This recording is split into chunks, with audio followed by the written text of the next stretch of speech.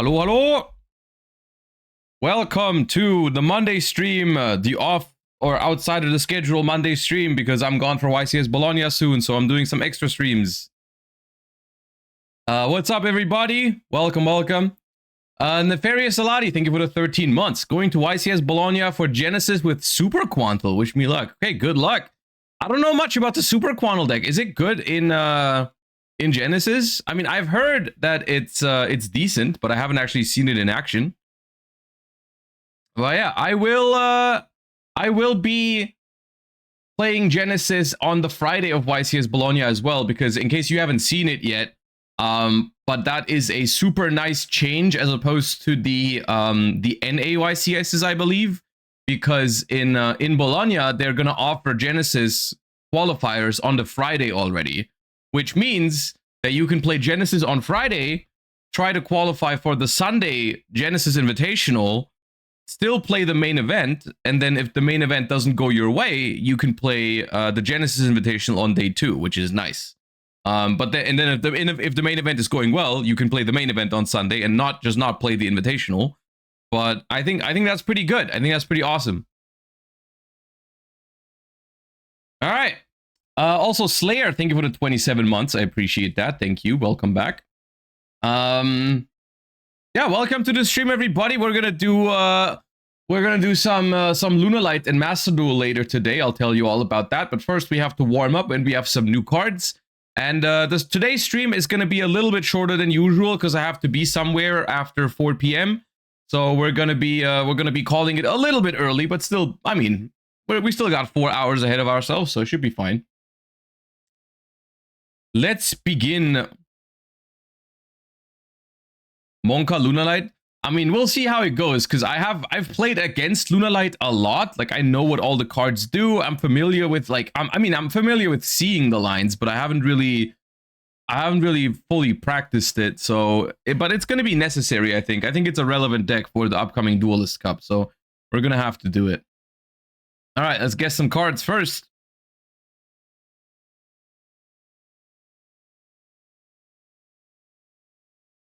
What is going on here? Feels oddly familiar, but I can't name it. Dimension Slice. Okay.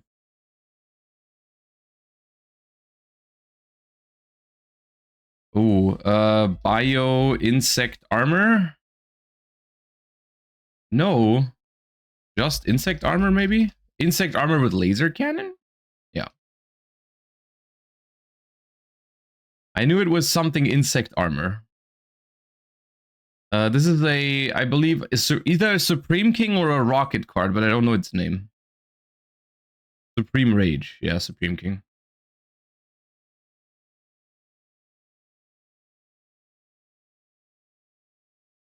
This is rank up related. I'm not gonna try and guess that. Skip Force, exactly. Okay, not a great start. Bunch of tough ones so far. A bunch of Megalols. Prevention Star. Bro, who knows these cards? Oh, I know this one. This is Cranium Fish.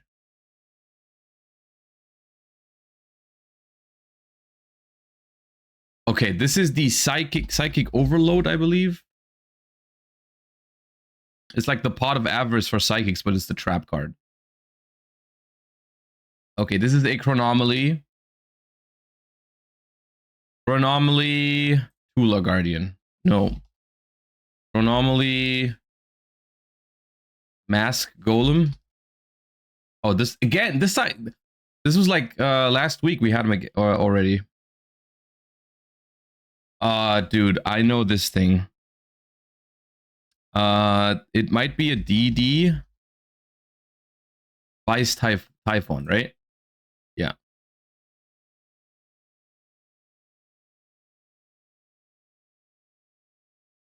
This is Infernity Destroyer.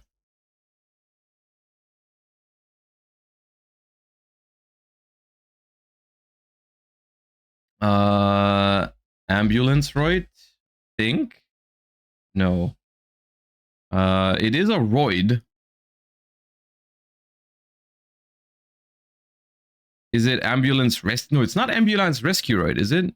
Is it just rescueroid? Rescueroid. Ah, okay, right. Well, it was the second half of the puzzle.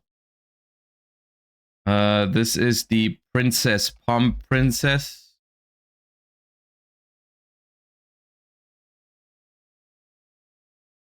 That's this commander.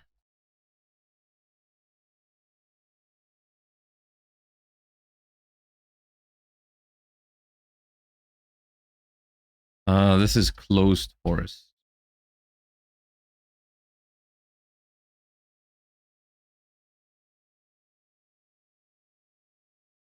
Don't know what that is yet. Rye Rider. Ooh, this is yeah. Oh god.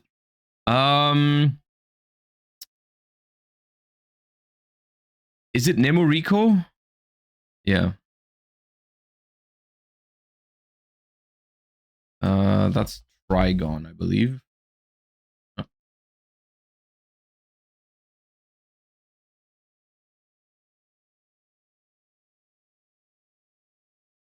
X Crazy, thank you for the 42 months. Welcome back. Such a long time. I appreciate that.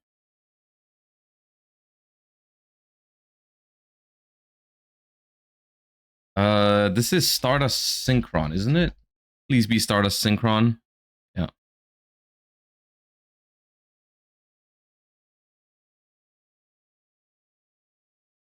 It might be another either Witchcrafter or Weather Painter. I always mix these two up, but Pottery, Witchcrafter. Yeah. Ooh. Gravekeeper. Gravekeeper's Visionary. Yeah.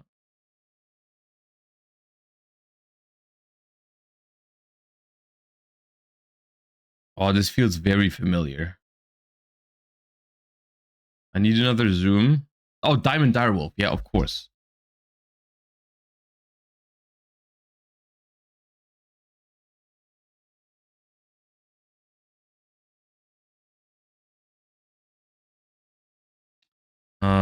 Ray of Hope.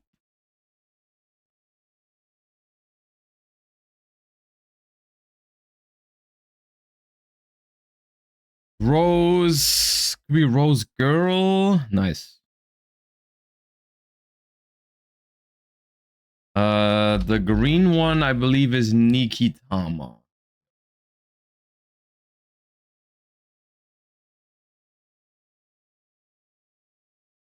This is something Samorg.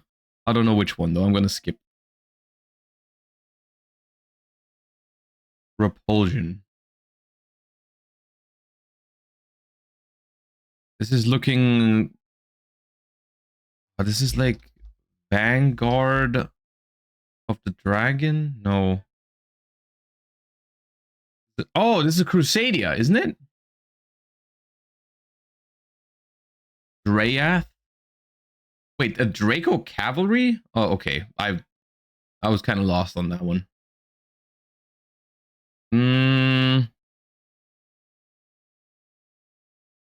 Oh, Emissary.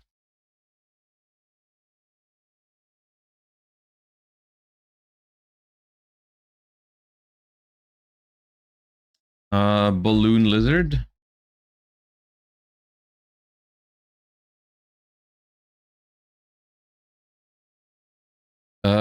Claudian. This could be Nimbus Man. No. Claudian. Altus. Altus. Oh yeah, Nimbus Man. Yeah. I know which one Nimbus Man is now. Okay, this is like Curse of Dragon Retrain, Gaia, but it could be a spell. I'm gonna skip. I'll probably waste too much time on this one. Galloping Gaia. This is wait, it's Chaos Neos. Yeah, that's the word.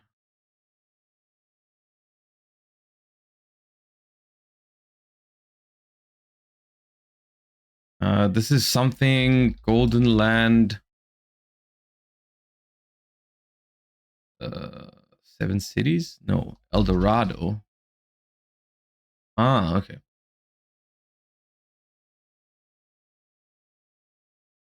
This is a Performapal.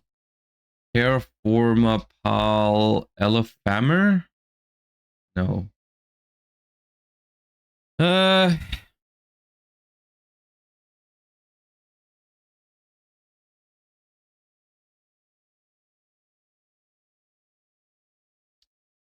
Splash Mammoth. Okay.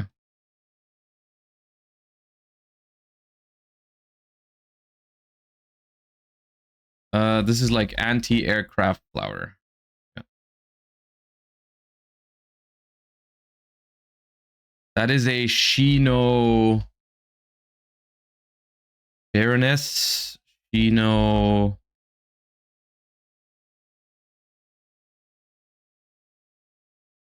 Baron.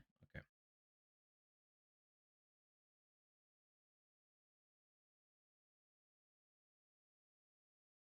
I feel like this is a synchro. Yeah, this is a synchro. Is this Exploder Dragon Wing? Yeah.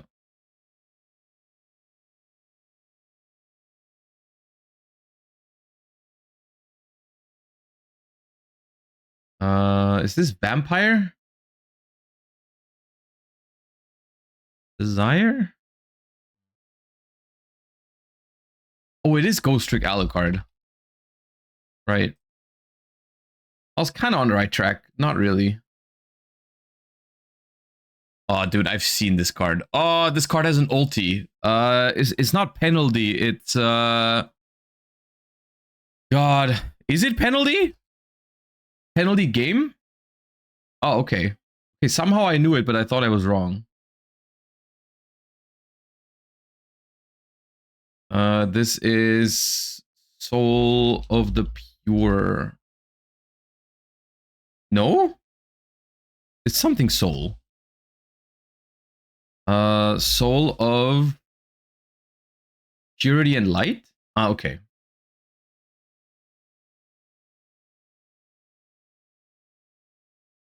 Who are you? No idea. Water Magician.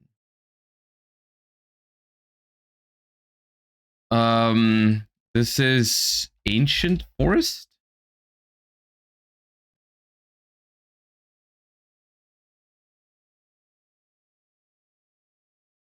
This is Electric Virus.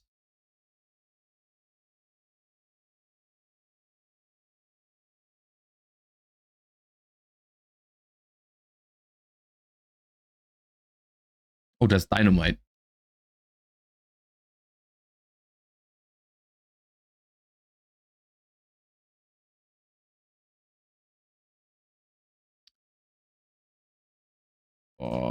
Something Scythe. This one.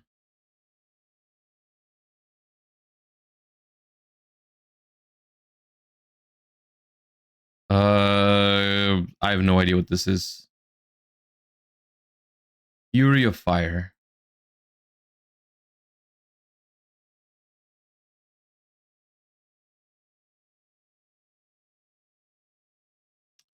Could be another ancient warrior. It is an ancient warrior, but I don't know these.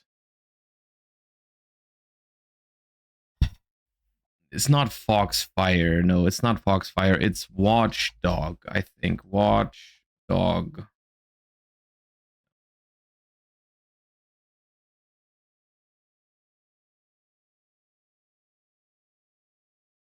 Skull Dog Marin. No.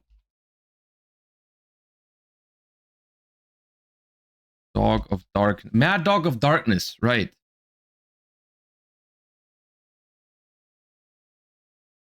Right. No idea what that is. Adamantipator. Okay.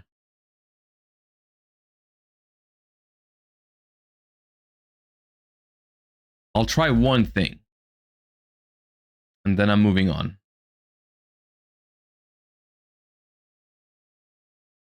Stardust Flash. That is Picaya.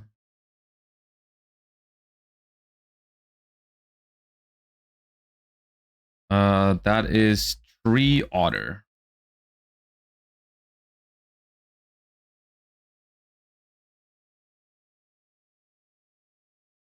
This one I don't know. Different Dimension Derby. This is King's Knight.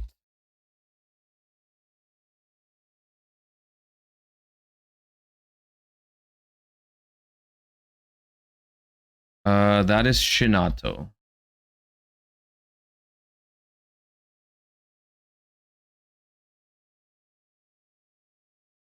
That is Galaxy Serpent.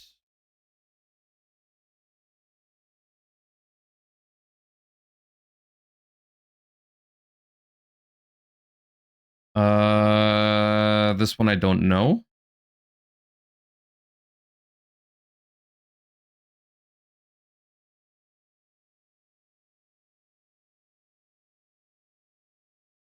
Oh, that's a pendulum. Oh, this is like Foucault's Cannon.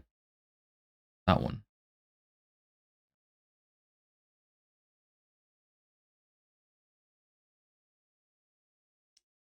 This is like it's something like Blue Swordsman. Blue Flame Swordsman, yeah. Blue Flame Swordsman.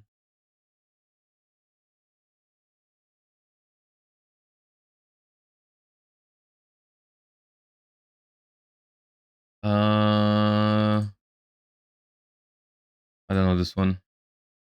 Suppression Collider.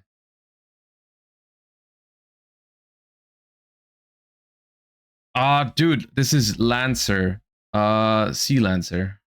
Yeah. Hey, you know what? 915 is not bad.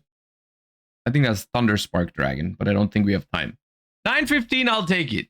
I'll take it. The start was kind of bad actually, so if you had gotten a better first 1 or 2 minutes, this could have been 4 digits. Not bad. No Gamba match. I mean, look, don't pretend like anyone would have believed anyways. You guys always bet on me being washed. So you would have lost all your points if there was a Gamba, so don't complain.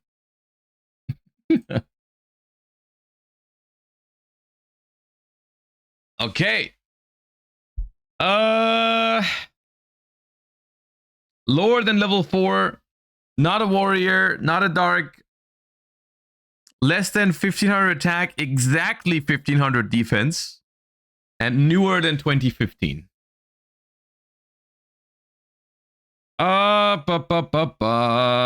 Newer than 2015. Okay, anything with 1500 defense that's less than level 4. I hate when the stats, when you have like an exact stat to work with, because I'm not good with remembering stats.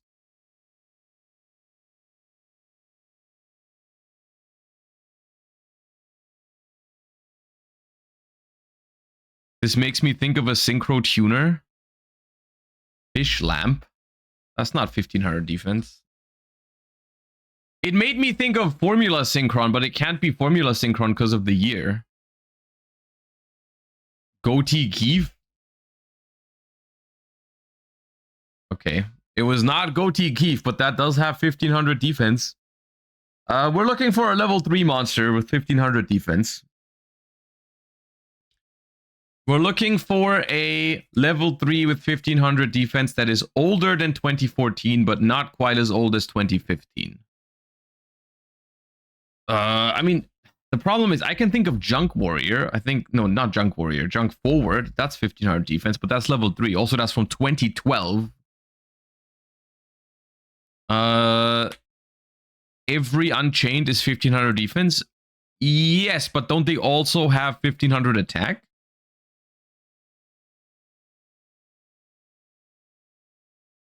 Yeah, and it's not 1500 attack. It's less than 1500 attack.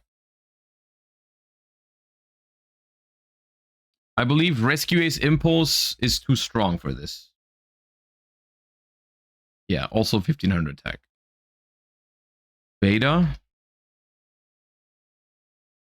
Guys, everything so far you've named has 1500 attack and defense. We are looking for less than 1500 attack.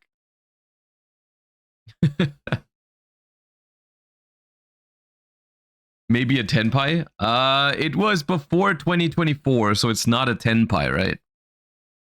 Kitchen Dragon Maid?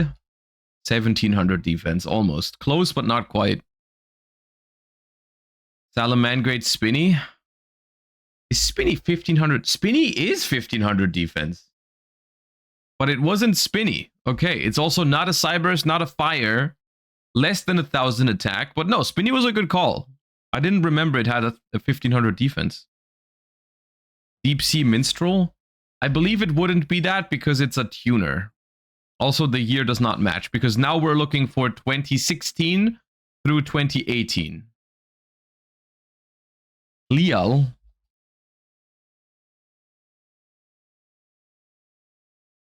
Digital Bug Web Soldier. Okay, now, come on. Oh, come on, dude. I could never guess that. I never had a chance to begin with. Oh, God. You hate to see it. Okay. It was Digital Bug Web Soldier, of course. Who doesn't know that Digital Bug Web Soldier is a level 3 light insect with 500 attack and 1500 defense, famously releasing in the year 2016? Of course. Yeah, my bad. My bad. Okay. Well, warm up out of the way. Let us hop right in. We're not doing the Matrix today because we are on a little bit of a limited schedule today. I only have 4 hours. But we're hopping right in.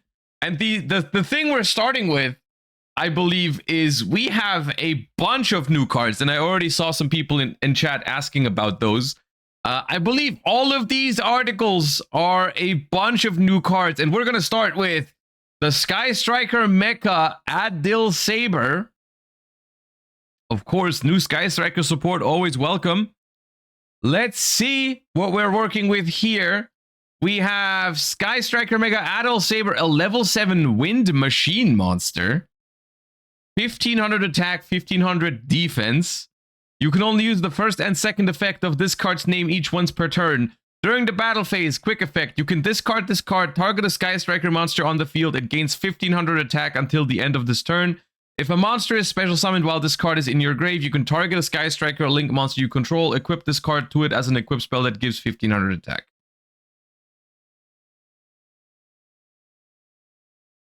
Wait, what?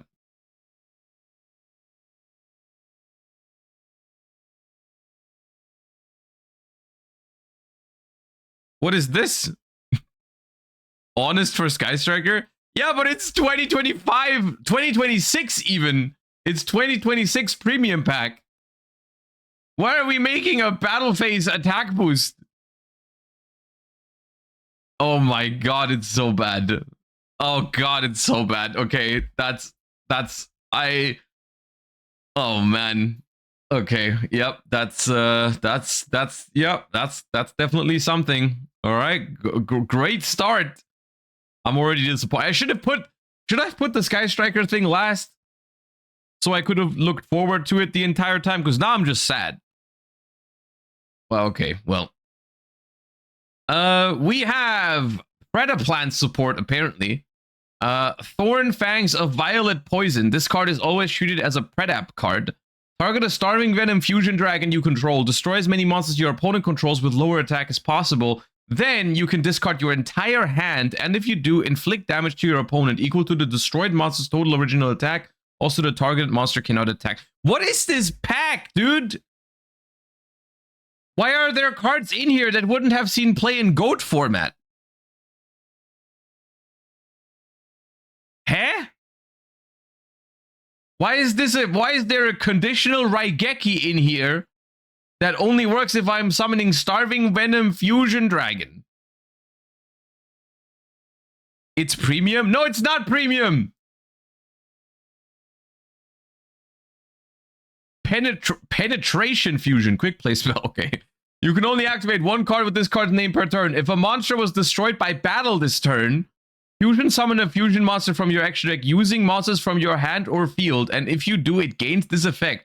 Quick effect, you contribute this card and target a face-up monster you control. It gains 500. Huh?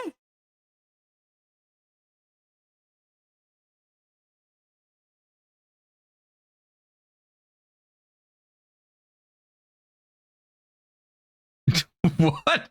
Okay. What's the deal here? Is the idea is this an experiment to see if they can make a pack that no one buys? This is the okay. Surprise fusion, normal spell card. You can only use the second effect of this card's name once per turn. Target a face-up monster you control and declare a type and an attribute. That monster becomes that declared type and attribute. Then you can fusion summon a fusion monster from your extra deck using monsters you control, including the targeted monster. You can banish this card from your grave, tribute a fusion monster, and if you do, special summon 2 surprise tokens with the same level. Okay, this is the first card right now that I've read that isn't complete garbage. So this one is like it's not great, okay? It's not great, but the bar was incredibly low to be better than the cards we've just read. What am I reading right now? Surprise fusion is okay, I guess. I don't know what exactly you can use for this, like you can use this for, but I'm sure there's some use cases for this one because you can manipulate type and attribute, then perform a fusion summon, and then later on maybe get some tokens. It doesn't lock you into anything, so you can link with the tokens, and yada yada. It's okay, right? It's all right. If it was a quick play, it'd be better. I also don't like that you fuse only using monsters you control, so you cannot fuse monsters from the hand. So like it's all things considered, it's still not a very good card. Who am I kidding? It just looks better. It just looks better because the other two are so bad that this one is like acceptable almost by comparison. But yeah. Okay, what's going on? Premium pack, Gaga illusion. Oh god. Normal spell. If you can only use the first and second effect of this card's name each once per turn. If you control a Gaga monster, target a monster in your grave, special summon it, then you can make its level rank become equal to the level rank of a Gaga monster you control. If you control a Gaga, special summon a monster from your grave. Okay, sure. If this card's in your grave, except the turn it was sent there, you can banish it, and immediately after this resolves, normal summon a Gaga monster. Okay, so that is a situational monster reborn. But I guess it might be searchable in Onomat decks. Gaga escape counter trap. You can only use the first and second effect once per turn. When your opponent activates a monster effect, if you control a Gaga monster, negate the activation, then you can discard a card, and if you do, special a Gaga monster from your deck. You can banish this card from your grave, change as many Gaga monsters you control as possible to defense, and if you do, Gagagas cannot be destroyed by battle or card effects this turn. Okay. Searchable counter trap for Onomat. However, I believe they already have one, if I'm not mistaken. At least I know that the Onomat Ryzeal decks are searching a counter trap already, which I believe is a complete like an Omni negate. This one's only for monsters, which I think you would always prefer the other one, and I don't think you would play two, but like technically this is not a terrible card. But I think the other one is just better, and I don't think you're going to play both. Endless Bond, continuous spell. This card is always treated as an XYZ card. Wait, that's... Oh no, it's not Xyz. I always mix this up. Xyz Armor is the ones that you can search so easily, right? Or Armored Exceed. Those are the ones that you search with the Fortress, right? Where it's like you make the rank 3, then you rank up, and then you search some cards. This is not... It's only Xyz Armor cards that are so easy to search, right? Gaga Girl searches Xyz easily? Right, okay. When this card resolves, you can special summon a Utopia from your grave, and if you... Okay. I feel like we can stop reading right there, but sure. You can special Utopia from your grave, and if you do, it gains attack. Yeah. When you're attacking Utopia, destroys an opponent's monster by battle, You can make that monster lose 1,000. If you do, you can make another attack. Sure. Right. Second attack, I guess, can be nice with double or nothing, but eh. Okay, premium pack 5Ds manga cards. Junk Armor. You can only use the first and third effect of this card's name each once per turn. If this card's added to your hand except by drawing, special it. Oh, Junk Poplar. Your opponent cannot target synchros you control with Warrior and or Stardust in their original names as card effects. You contribute this card, special a Junk or Synchron monster from your deck in defense position except Junk Armor. This seems not that bad. This seems like a decent card if there's easy ways to search it. Search it, special it, then Lone Fire Blossom into a Junk or a Synchron. That seems pretty good. And there's probably ways to search a Junk card. I mean, yeah, Rhoda, but Rhoda is limited. I was talking like within the Junk archetype. Like that's probably good. That's probably good. Yeah, it's like Genroku, but not a quick effect to tribute, but still pretty decent. Junk Meister, Earth Warrior level 4. You can only use the first, second, and third effect once per turn.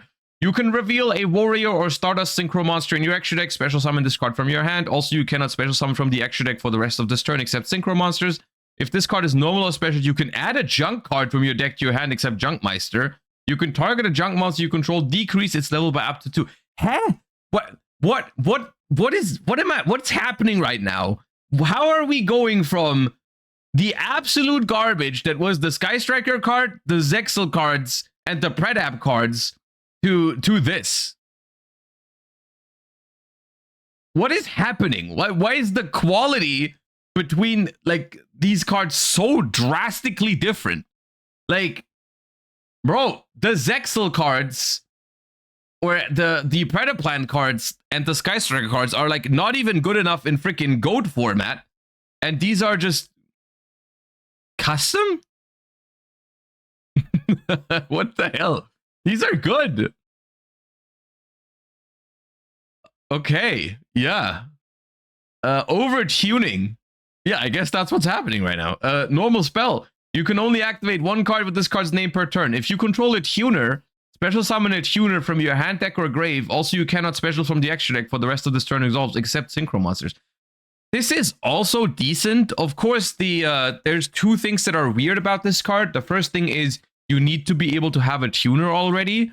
And then as well, here's what I'm thinking, because normally this isn't great because you already control a tuner, so summoning another tuner won't be that good for you. However, this is really good in Cool Tune, right?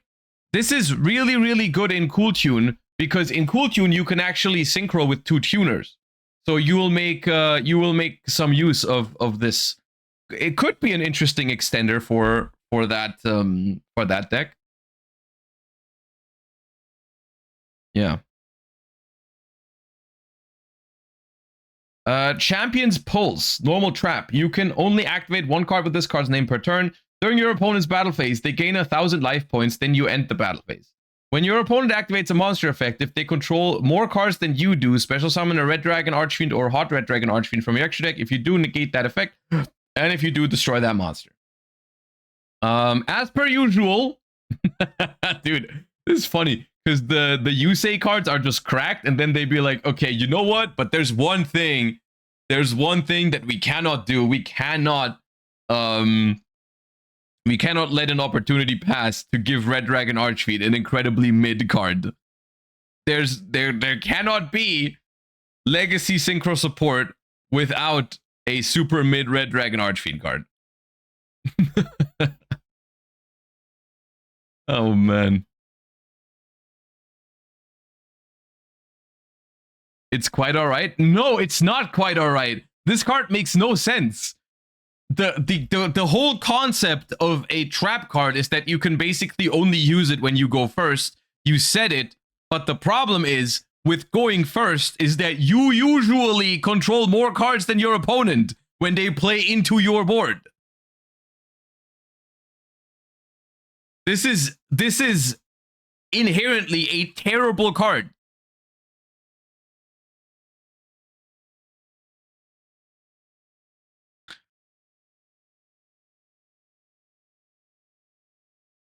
Yeah, okay. I mean, the junk cards are really good. Okay, apparently there could be good cards in here. Okay, what happened to GX? Did GX get good stuff or bad stuff? Let's see. Masked Hero Fountain, Water Warrior effect. You can only use the first and second effect each once per turn. You can reveal this card from your hand, special a hero from your hand in defense position. If this card is sent to the graveyard to activate a card effect or by card effect, you can set a mass change. You can set a mass change from your deck or graveyard. Oh, hold up. Oh, hold up. Wait. Could this be? Could this be hero support that they actually needed? Because look, this is confusing to me, because for the past couple of years, every time hero got support, I could repeat the same sentence over and over, and it was true every time, because it was always, yes, these cards are good, but they are just more of the same. They don't solve any problems of hero. They just allow you to play some different lines, but you basically lose to the same cards and you lose to the same factors. This one is different, because this actually, I feel like, solves a problem for heroes, which is easy access to mass change, which is dangerous because Masked Hero Dark Law is freaking busted. So I feel like easier access to a mass change card means you will probably be able to create better half boards in heroes as well. Because realistically, this could let you also play around Nibiru in some ways, because you could just call it a day earlier during your combo. You could be like, okay, I'm gonna set mass change, I'm gonna summon some disruptions, I'm gonna call end phase. And if they nib me, I can keep playing. But if they don't nib me, well, then my board is probably good enough because I have mass change, and that's pretty broken. You have to play the original mass change? Yeah, but that's no problem, right? Because that only matters if you're not playing a hero deck. Like, they were already playing the original mass change in heroes. The only advantage of mass change 2 is that you can turn anything that isn't a hero into Dark Law, right? Like, the Mass Change 2 can turn any dark monster into Dark Law. That's why you play Mass Change 2, or you played Mass Change 2 in other decks. In heroes, you always play regular Mass Change. Yeah, it's weird. It's funny because I feel like, I don't remember when, but I know we talked about this like maybe a few weeks ago when we talked about people don't actually want hero to be meta. Like, people think they want hero to be meta because, like, oh, bat chest anime archetype, you know, Jaden's so cool. But if heroes actually becomes meta off of a card like this, you're gonna hate it really quick. You're gonna hate staring down cards like Dark Law, Plasma, Dark Angel, and so on. You're gonna hate that really quick. But this card is actually decent. I don't know if it solves every problem for heroes, but being able to set a mass change for free is really nice. And it's also an extender, which is, I think that's definitely the worst of the two effects. But this is good. Yeah, this is good for sure. Poisonous Viper, Earth Reptile. This already looks like a pack filler to me. This card screams pack filler at me, but let's see. You can only use the third effect of this card's name once per turn. You can reveal this card in your hand, special summon it, or if your opponent controls no monsters, special summon it to their field in defense position instead. Once per turn, during your standby, you take 500 damage. If this card is sent to the grave by card effect or banished, you can target one opponent's set spell trap, destroy it. It cannot be activated in response to this effect's activation. Yep, this card is indeed unplayable. Okay. Fallen Angel in Darkness, normal trap. This card is always treated as a Dark Lord card. Okay, those are getting support soon. You can only activate one card with this card's name per turn. Send a fairy monster from your hand or face-up field to the grave. Special summon a Dark Lord monster from your hand, deck, or banishment, ignoring its summoning conditions.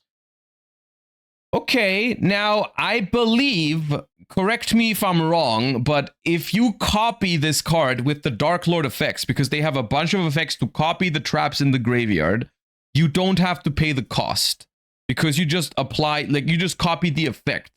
So you would not have to send a fairy monster in order to special summon a Dark Lord from hand deck, from hand deck or banishment, which seems pretty decent for Dark Lords. Because you can potentially use that as an extender on your own turn, summoning more Dark Lords from the deck. And then you could even bring out something crazy on the opponent's turn. Yeah, that seems good. Yeah. The problem is I haven't really seen Dark Lord in action with the new support, so it's hard for me to evaluate whether that card has a place in the deck, but it seems decent. Seems like for this one, there's a chance it sees play if Dark Lord sees play, which at the moment it doesn't in the OCG. But I guess we'll see. How do you send it to the graveyard? Well, I mean, I think the deal with Dark Lords is very often you're going to activate the card once on the field, and then you're going to copy it again for a second use out of the graveyard. And then there's also some ways to, like, I think they have ways to discard and send from the grave. They have a Destiny Draw type effect, yeah, where you discard, I think it's Ixchel, that like discards itself and the Dark Lord card to draw 2. So that would put that in the graveyard. Yeah. So there's ways, you know, this card could see play. Dude, today's reveal is super weird to me because it's such a mixed bag. We have like super good cards, absolute pack fillers, cards that are just like decent. It's everything. Everything could happen. Okay. What's this? Learning Elf. Level 3 light spellcaster effect monster. You can only use the first and second effect of this card's name each once per turn. If this card is normal or specialed, you can set a trap from your deck that has an effect to equip itself to a monster. Okay, what is this meant to be for?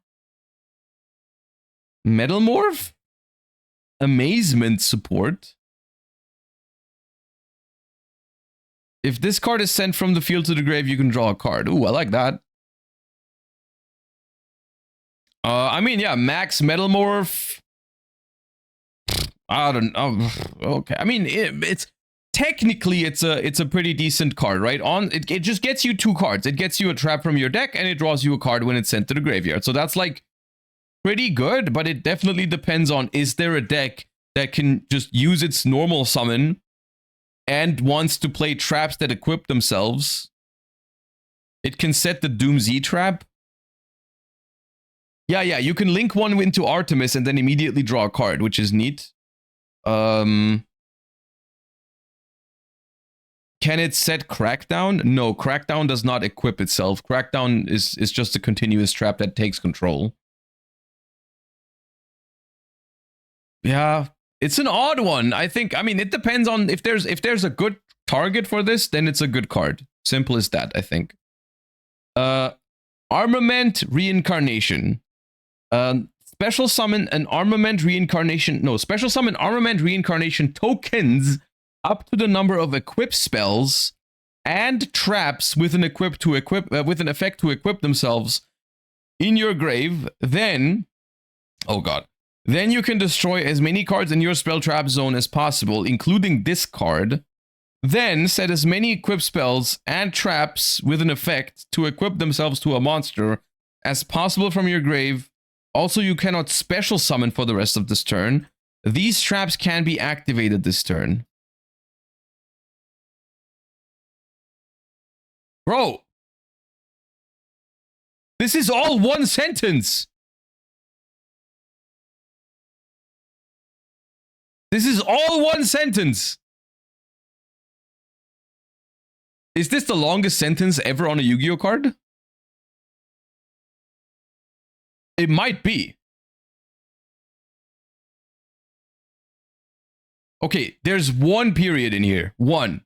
Until at the very end, these traps can be activated this turn is a new sentence. I lied, technically. But this sentence in front of it might very well be the longest sentence on a Yu-Gi-Oh card. Okay, what does this do?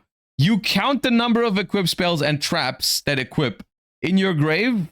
You special summon that many tokens, or up to that many tokens. Then you pop your entire back row, including itself. Then you reset all of the equipped spells and traps in your grave. And the traps can be activated. Okay. Not once per turn. I mean, but you can't activate another one because you can't special summon and discard special summons. So, not really usable.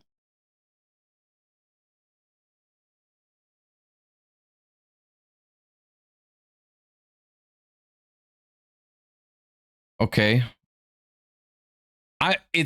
What am I supposed to use this with? The idea is you get a bunch of bodies to reuse the equips. Okay, and since when is the strategy of summon tokens with 500 attack and then equipping equip spells onto them a viable Yu-Gi-Oh strategy?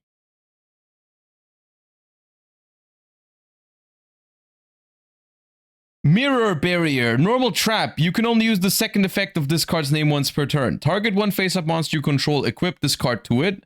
Once per battle step, if the equipped monster battles an opponent's monster, you can destroy that opponent's monster. If this card is destroyed, you can add Armament Reincarnation from your deck to your hand. Okay, you guys said read the next card as if this explains anything. Bro, this turns your tokens into Ally of Justice Catastor. And you're like, oh yeah, now it makes sense, obviously.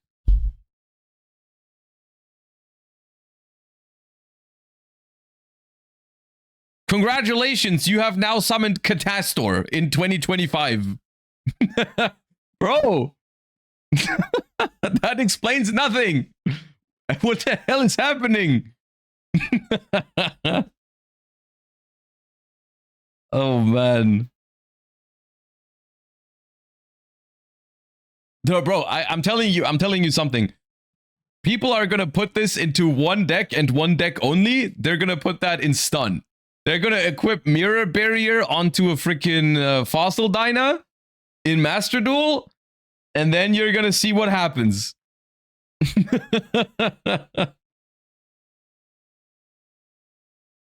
Because this card is kind of like a Moon Mirror Shield, right? Because it's once per battle step. So it's not once... Wait, once per battle step? Is that once per battle phase? Battle step? Is it once per battle phase or once per battle?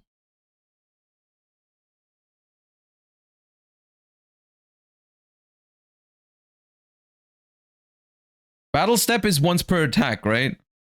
Right, yeah, exactly. That's what I thought. I just wasn't sure. Okay. So it's every single battle. So the monster basically just can't be destroyed anymore. So it's kind of like Moon Mirror Shield in that sense. Yeah, okay. Yeah, I mean, I think the spell and the trap are pretty unusable. I think the monster, if there's ever another archetype that wants this, I think is not bad. Like, you know, if there's ever a deck around self-equipping traps, you know, we would be talking. But, yeah. Okay, was that it? That was it. That, man, what a weird batch of cards. Is that just me?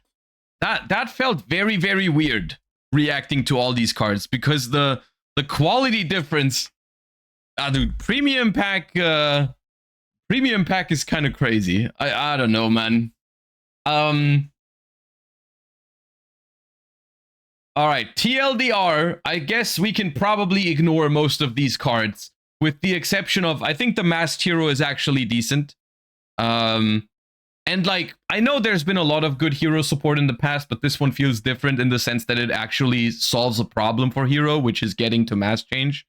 It's not like adding another route to the combo or another end board piece to the combo, like it's just like a different fusion monster that interrupts the opponent. Instead, it makes it easier to get to the things that you're trying to get to. Also, it gives you back row very easily, which means you are more layered and you are more resilient to board breakers and stuff like that. So that's actually a good card. The Dark Lord Trap is decent.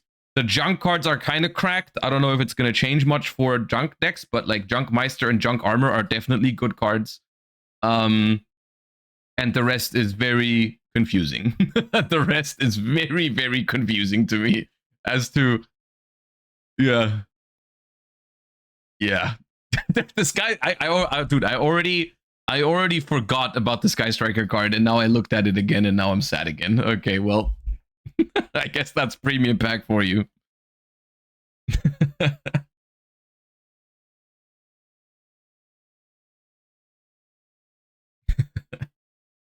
OG Haggy, thank you for the 13 months. Welcome back. Let us not forget 2,754 days since Element Saber support.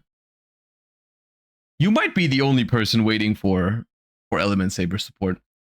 Genesys article? Is there a Genesys article? Hold up.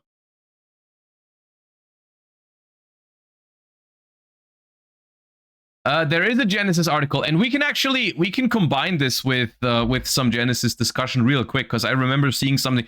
Now that you mention Genesys, I remember reading a tweet that was discussing Genesys a little bit, which I think is referring to this actually, which was by Peeps, who we had on stream discussing. We had Peeps on stream playing Genesys format, which was a lot of fun.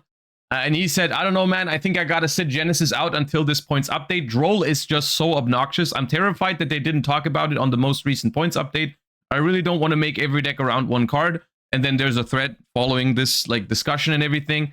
But I will say this is a sentiment that I personally agree with. I will say one of my main takeaways from Genesys format so far has been that it still plays very much like modern Yu-Gi-Oh! In a lot of ways, but end boards are a little bit more fair, and a lot of the non-engine and floodgates and stuff that people play in advanced constructed that create very annoying and boring play patterns are not as popular in Genesys format. And I think Droll and Lockbird is the big exception here, because Droll and Lockbird is very popular in Advanced Constructed, and people are talking about wanting it banned in Advanced Constructed for a long time now, which, look, the longer this discussion has been going on for, and the longer I have, and the more other cards we're getting rid of, the more other cards we're getting rid of in terms of like the floodgates and stuff, the more I feel like I want Droll to be up on the chopping block like soon. Droll and Lockbird, and I understand that Droll and Lockbird keeps certain strategies in check, which I guess is true. However, I also think that the way that Yu-Gi-Oh decks are evolving these days, even rogue decks at this point are trying to search their decks a couple of times, and one of the biggest problem with Droll and Lockbird is the same problem of Max C, is that it becomes infinitely stronger for the player who's going first if they have it behind their board, in my opinion. Like, I am all for making a replacement for Droll and Lockbird like they did with the Mole Charmies if they want to, because I 100% think that Droll and Lockbird, when the player going second uses it, is probably fine. Because there's a lot of ways around it for a lot of decks. You know, playing around Droll and Lockbird when you go first is actually a good skill test, you know, and a lot of decks are able to build some very decent half boards under Droll and Lockbird. But that completely flies out of the window when you're going second, your opponent has a board, and then you try to play into it, and then you get drolled, and it's like, okay, well, now I just cannot do anything. Which is very similar to Max C. So I think Droll and Lockbird should get more points. Absolutely. I mean, look, it doesn't have to be 100, but 5 is insane, I think.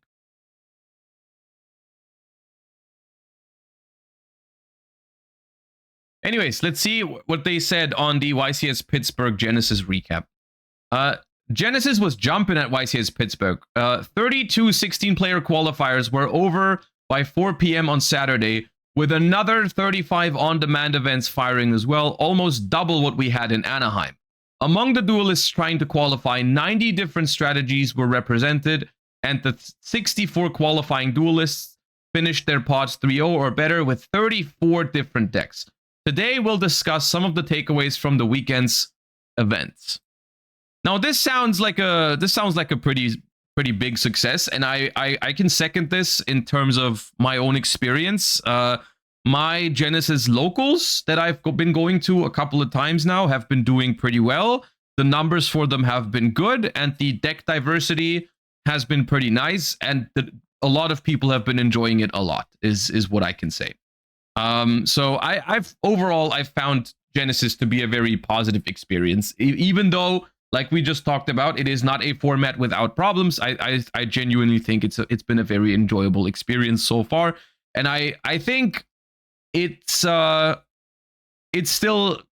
needs to be recognized that Genesys is still in a very early very early step in its development. So like we need to give as much feedback as possible, and just like, the overall concept I think has been working out, and of course there is some things that they need to like adjust.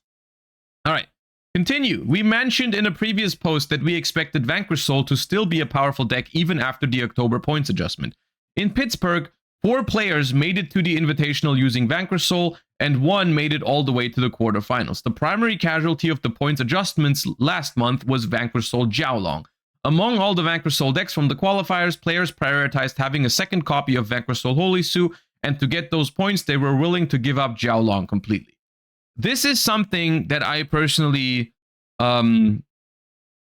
also agree with. I felt like Vanquish Soul was still a viable deck in Genesys format, even with the points adjustments, which is, I think Vanquish Soul is kind of where it wants to be now in Genesys format, where I don't think it needs to get further points added, but it is still playable. Like, you can do double Holy Su, triple Raisin for 99 points, and then just have to play 0-point non-engine, or you can play 1 Holy Su, and then you can still play some Jiaolongs. I think both of those are fine, but I think Vanquish Soul as a whole is still fine, and I think this is the one of the core aspects of Genesys format, is that hitting a deck on a points list, even if it seems quite harsh, I think it might not be. It's nowhere near as hard as they do it in the TCG when they like strictly ban a card or limit a card. You have more room. You have more room for making up those point changes and just recovering by taking out, like, putting points on Holy Su does not necessarily remove Holy Su from your deck. You just remove Ash Blossoms to make up for it, for example.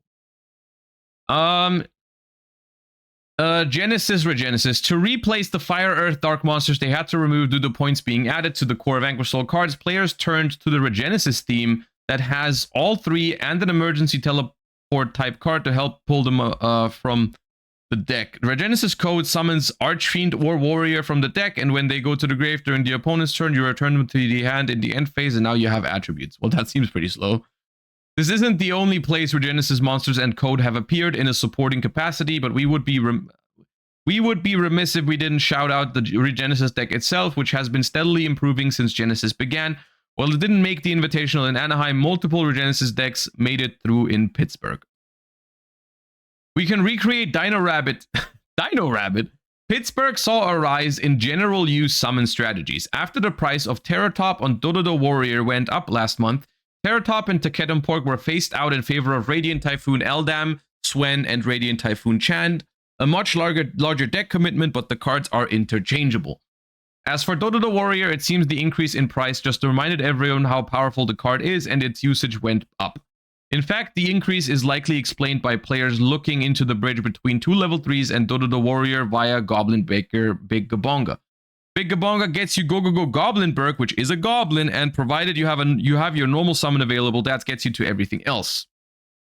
Okay, yeah, I mean, Radiant Typhoon on its own I guess, and this is also something I wanted to talk about because I'm sure they're going to mention Radiant Typhoon, but I think one major takeaway from YCS Pittsburgh, at least for me, or for just in general from what's currently being discussed in Genesys format, is that the way you handle new archetypes in Genesys format is going to be very crucial in the future, I think, because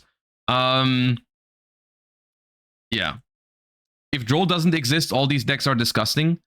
I think that is a very poor argument. I feel like you lack a lot of understanding of good format design and good card design by making that statement, because if Droll and Lockbird is necessary to make decks not disgusting, then we have to talk about general card design rather than like Droll and Lockbird itself is not a fun Yu-Gi-Oh card.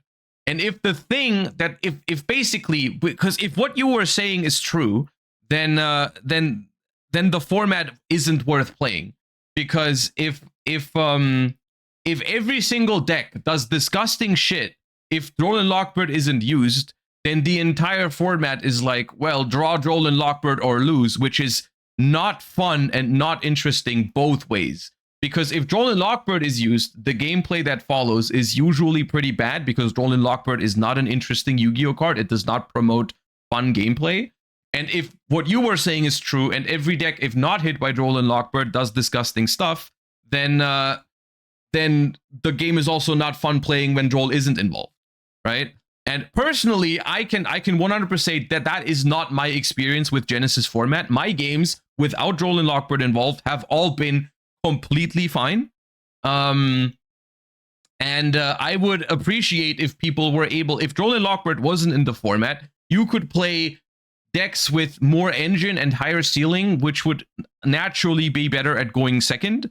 And I think the entire idea of Genesys format is creating a healthier environment in general, where the gameplay is healthier in general.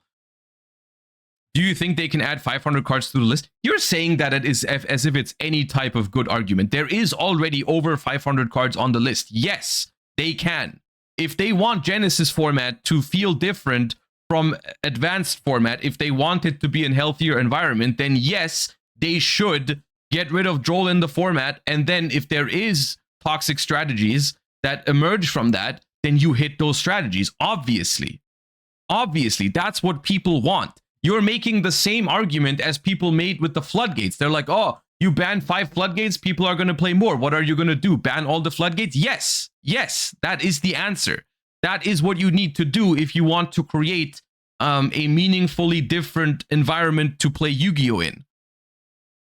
People don't want to play this type of game where you open Droll to have a boring game, or you don't open Droll and you have a boring game, because all of those decks, as you say, are completely disgusting if they're not Droll. Which personally, I don't even agree with that statement. I personally have had a completely fine time going second in this format, even if I didn't have Droll and Lockbird. I've been playing high engine decks.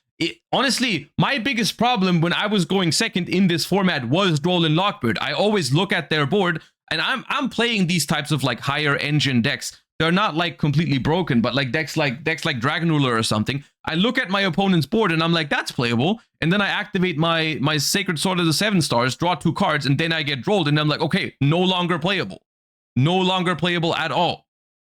And the reason for that is usually not my opponent's board, because most of the decks in this format do make a board that you can play into if you play a decent deck.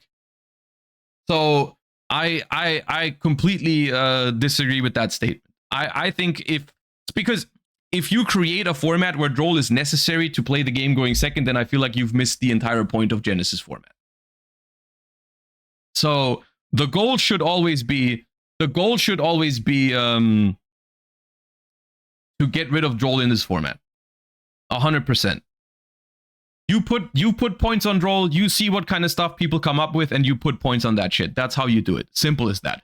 And we're not even talking a long journey here. We're talking with updates every 4 to 6 weeks. We are done very quickly. And I think it's the exact same thing in advanced format right now with the floodgates. Like, people have been saying for such a long time, like, oh, they're gonna ban a couple of floodgates. People are just gonna find replacements. There is not that many replacements left that are actually viable in TCG format. There is not that many. You get rid of 5 or 10 more cards, and we are basically done with the floodgate problem, because at that point you are going to be looking into super niche stuff that is not going to be that broken or not going to be that widely applicable. So Droll is not here to keep stuff in check. Droll is just here to create uninteresting gameplay. If we think with this mindset, why do we create problematic cards in the first place? See, that's a question you don't have to ask me. I would have never made any of those cards. I think creating a band-aid fix to a problem like that is not the solution. I do not think that is a good solution. I don't think Droll was a well-designed card. I think specifically with Droll, that argument used to be true when that card was made. Because sometimes there is Yu-Gi-Oh cards that are designed when the game is in a different time period, when the game is in a different state. And then over time, those cards age very badly. And apparently we are not great at recognizing that. Or they are not great at recognizing that and acting accordingly. This is true for cards like Maxi. This is true for cards like Droll and Lockbird. It's also cards like Anti-Spell Fragrance, which once upon a time, Anti-Spell Fragrance was a fine Yu-Gi-Oh card when it was made, because it just slowed the game down a little bit for the opponent, which was like in 2003 when that card was made. Not a big deal. Not a big deal, and usually not even being played. The first usage that I remember of a card like Anti-Spell Fragrance was actually cool, because what people did in the beginning with Anti-Spell Fragrance is they played it in Gladiator Beast, which was the idea was force your opponent to set the spell cards before they can use them, so that you can then pop them with like Gladiator Beast Bestiary, right? It's like, so force your opponent to set a spell, then go to the battle phase, attack them with a Glad Beast, tag out into Bestiary, and try to hit that spell, right? That was the idea of when the first time people actually used Anti-Spell Fragrance, which was fine, because other than that, the card was pretty bad, because the game was slow enough to the point where it didn't matter if you had to set your cards and wait a turn. But then over time, the game has gotten faster and the card has completely spiraled out of control, because now a turn skip is basically just winning the game.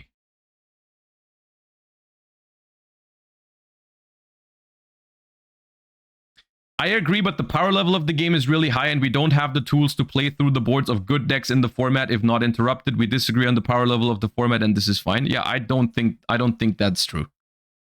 I think most good decks in Genesys format have tools to play through boards.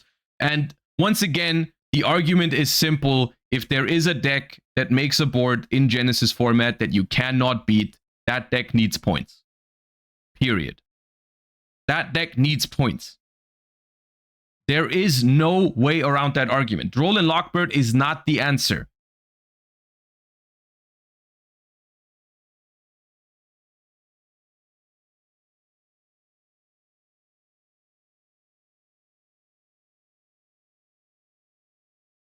All right.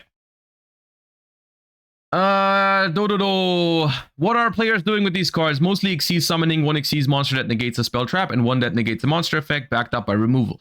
Sometimes they also banish a bunch of your stuff, either with Dimensional Fissure and or runic spells. Okay.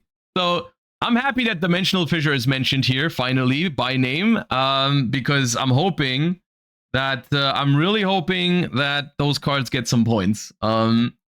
And if you close your eyes, you might have a flashback to a Volzar, Lagia, and Dolka, backed up by Macro, Cosmos, and some traps. Classic cards re-emerge. This time around, we saw a lot of classic cards and combinations appearing and succeeding. Fan favorite Dante is back in action and made it all the way to the quarterfinals. And his running mate, the Phantom Knights of Breaksword, did as well. Crystal Wing Synchro Dragon made the field, and we even saw a re-emergence of the Wind Witch cards to help summon it. One old favorite deck that didn't make the field of 64 brought back the original Yangzing cards from Duelist Alliance and the new challengers. Yangzing is one of the strategies we're planning to add in the next Rivalry of Warlords update, and in fact was the only strategy we're planning to add that no one had brought previously. Who's in, who's out? The number of unique strategies that made it to the Invitational increased from 24 in Anaheim to 34 in Pittsburgh. It wasn't all additions, though. Some strategies that did make it in Anaheim did not make it in Pittsburgh. Some of those were a bit surprising. Out. Blue Eyes, Exosister, Fire King, Springance Punk, Jurak, Dinosaurs. I feel like those are almost the same. Hurley and Ashen. In. That's a lot of new stuff. Naturia, Psychics, Gem Knight, Dragon Maid, Invoke, Draco Tail, Super Quantum, Chimera Azamina, K9 Archmage, Mitsurugi, Drytron. Mitsurugi with 100-point Habakiri is crazy. Drytron, Ice Barrier, Monarchs, Rose Dragons, Megalith, Regenesis, K9, Onomad, ZW Utopia. Okay. I mean, it does this does confirm that at the moment in Genesis you can play a lot of stuff. Yeah. The newcomers are a nice mix of fusion, synchro, exceed, and ritual strategies, a couple of hybrids plus monarchs. No one summoning mechanic seems to rule them all. Which advanced format forbidden cards were popular? Pot of Greed continues to be the most played card off that list. Graceful Charity fell off almost completely since last time. Dropping Mirage of Nightmare to 0 got some players to use it, mostly as a side deck card. True King of All Calamities was nearly absent this time, but slashing the price of Metamorphosis got it into the Invitational.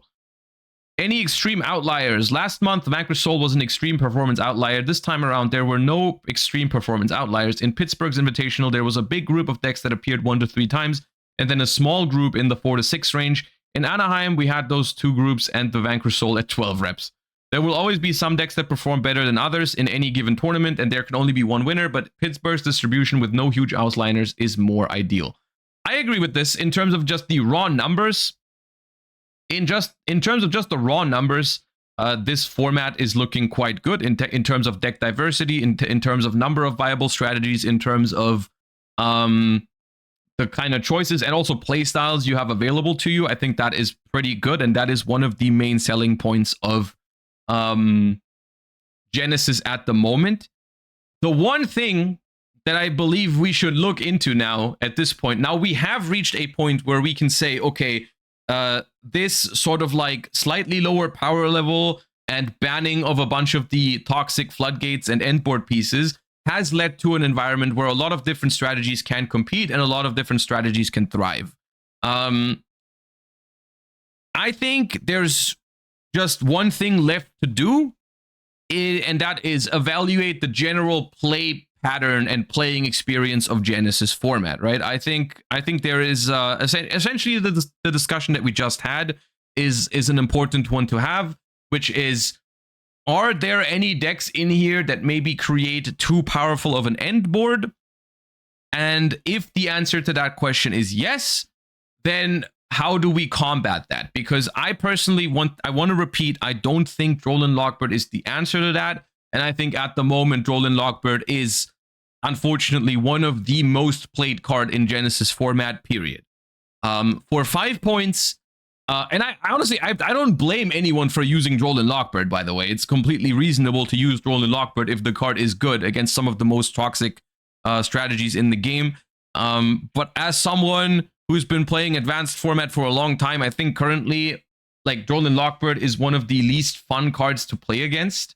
And I really don't like the idea of having to deal with that card in Genesis format. Because I feel like it is one of the... Drolan Lockbird is a card that, in my eyes, just stops creativity from getting rewarded, because you can't really build anything. There's a lot of decks that just get eliminated if Droll's in the format, you know? Like, it's the same thing in Advanced Constructed. How is Droll different from Nibiru? Nibiru is also like this. In an ideal world, you don't really need those cards to keep the top decks in check. I guess I personally don't hate Nibiru as much, because I feel like Nibiru form has more play around potential for more decks. I think Nibiru is a more interesting card because it's not like there is literally no skill affiliated with Drolan Lockbird, because it's just like make your first search, get rolled, and now it's done. You can play around Nibiru a little bit better. Of course, I mean, yeah, you can activate a draw card or a quick play spell in like your draw phase, but realistically, you're going to activate your first effect in the main phase, There's zero decision for your opponent. They're just gonna droll you, and then you're gonna just have to play with that restriction for the rest of the turn. But yeah. The current landscape of Genesys is looking pretty good from our perspective, and there are 2 more YCS events happening this month with 2 more invitationals in tow. Notably, YCS Bologna will be our first chance to see how European duelists are approaching Genesys. You could probably guess this based on the tournament schedule and release calendar, but we figure we should say outright that there won't be a point adjustment this month. The next one is planned for December after we've had a chance to digest the new data. This is fine in my book, you know, give everyone a chance to play with the new points update, wait for YCS Bologna to happen, and then give us an update in December. I don't have an issue with this because all of the things that we're talking about right now are, I would say, minor. Even Droll and Lockbird, like, you know, it annoys me a little bit because it just stops me from playing a deck. Like, for example, my favorite deck that I've played in, or my 2 favorite decks I've played in Genesys format so far are Necros and Dragon Ruler, and both of those decks are very, very fun and also very competent, but not too broken, as long as they are not hit with Droll and Lockbird specifically. So it's just annoying for me that I don't want to play those decks right now because Droll is in the format, and I feel like I'm not alone with that. I feel like there's more people that have 1 or 2 of their decks they would really like to play just get ruined by Droll and Lockbird, and so they don't want to play them anymore. And ideally, this is something that doesn't happen in Genesys format. And then there's decks like Onomat, which technically also dies to Droll, but it can actually play some pretty nasty counters to it. Like, people are playing, what is it? People make Rafflesia with the trap, the trap, Gravedigger's Trap Hole to stop Droll, or they're activating Dimensional Fissure. It's like, okay, cool. Great.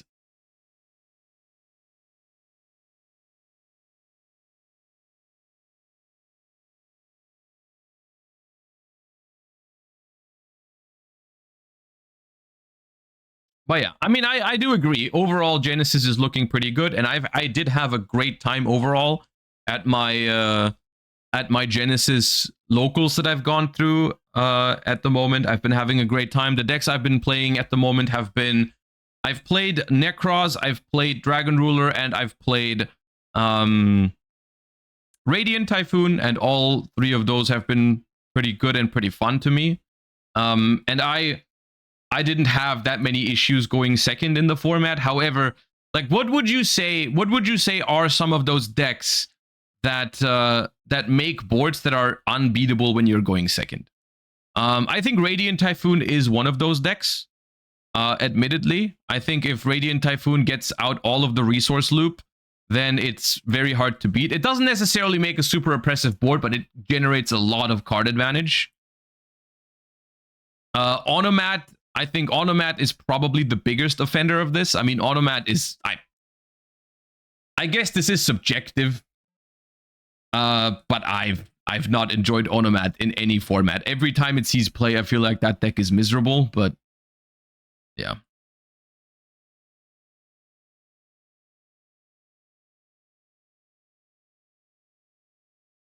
Onomat, Punk, yeah. Draco Tail.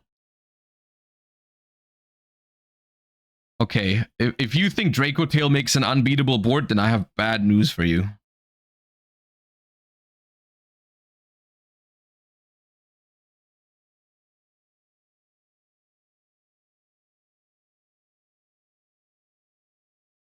I want to see the Ashen top deck list. I mean, they did post, I believe they posted the top 8 deck list somewhere. Not on the blog, though. YCS Pittsburgh. Genesys top 8 deck list. Okay, let's go over here.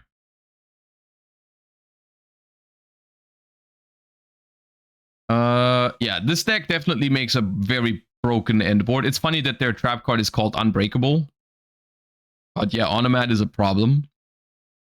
And it gets to play 3 Droll and Lockbird. And it plays Dimensional Fissure. Awesome. Besides 2 more of the counter trap.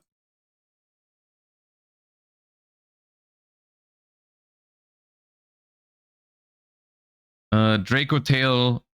Yeah, I don't know. This deck. Does this deck get to play Winda? No, right? It says 2 El Shaddoll Construct in the extra deck, which must be a mistake. Is one of them Winda? No, right? It doesn't get to play Winda.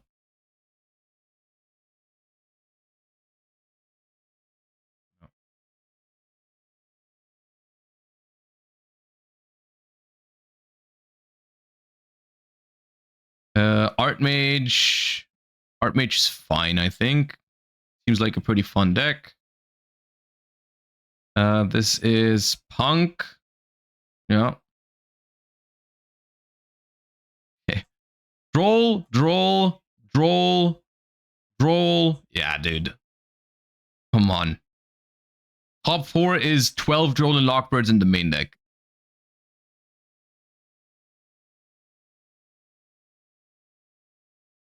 Radiant Typhoon. First one to not play Droll because it plays... Oh, no Pot of Greed here either. It just plays non-engine. But it's side decks Droll and Lockbird. Another Radiant Typhoon in top 8. There's a Vanquish Soul with Regenesis.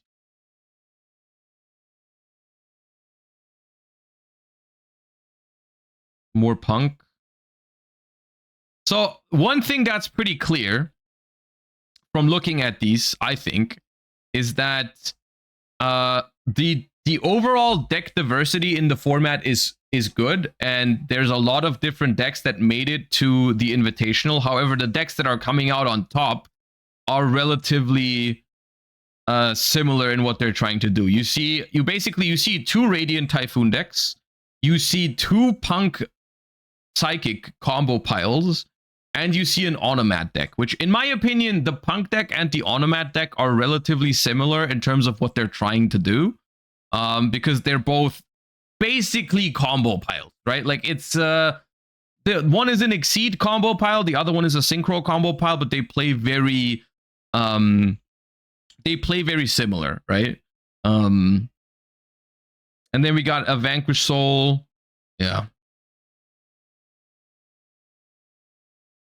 But every branded extra deck monster is at 10. Yeah, I don't necessarily have a problem with that, though. I think branded is still fine in the format. It's just some of the combo decks. To me, the solution to this is obvious. To me, the solution is hit Droll and Lockbird and hit the combo decks that benefit from Droll and Lockbird being hit, and you have yourself a pretty cool format. So yeah. The only other thing that I guess is worth talking about here is, should they more aggressively point new cards? Because one thing that I'm noticing is that most of these strategies, if not all of them, are cards that released this year, right? We've got Radiant Typhoon, we've got Onomat, we've got Holy Sue, which is also a card from this year.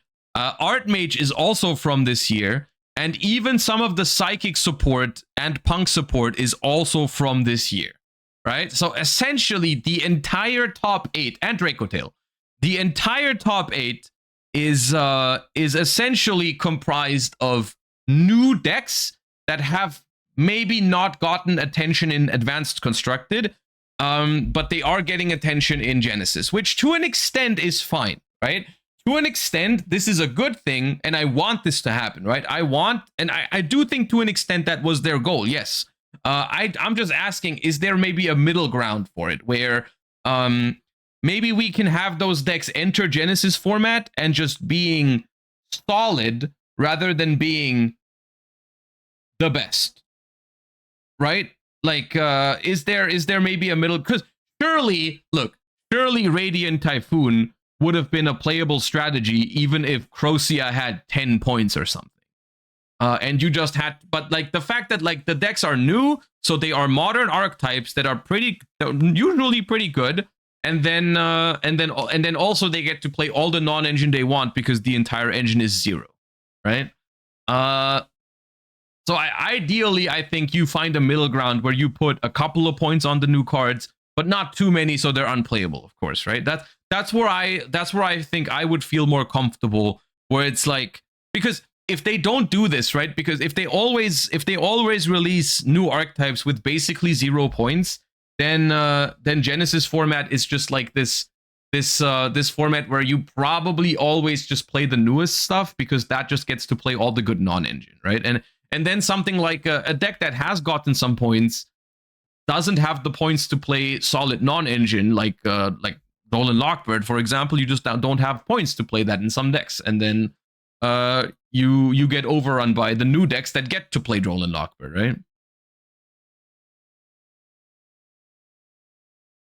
As it takes 1.5 months for a change, which is half of a set's lifespan, I think we could not point new decks on release and then go on them on the next patch. Yeah, no, that it's I don't hate, like, look, I don't hate the fact that stuff like Radiant Typhoon or Onomat are the best decks in Genesys format right now. I think that's fine, for the most part. Yeah. I think they, but personally, I'm not too worried about all of this because I think so far, all of their, a lot of their decision making has made sense to me, and I've agreed with most of it. Except for when they reduced the points on Roland Lockbird. But like they started to put points on like the generic Solemn Judgments kind of card, right? And I think Unbreakable Xyz Barrier should definitely get points as well, right? I think people, maybe this is my subjective interpretation of it, but I think people play Genesys or want to play Genesys to not have to go up against unbreakable boards, to not have to go up against combo decks that murder you if you don't open Roland Lockbird. At least that is how I personally look at Genesys format for myself as well. Like, that's how I interpret the format. It is a format that I go and play if I want to play a lower power level. So, like, some of this stuff should get points even on release if it is obviously going to do that.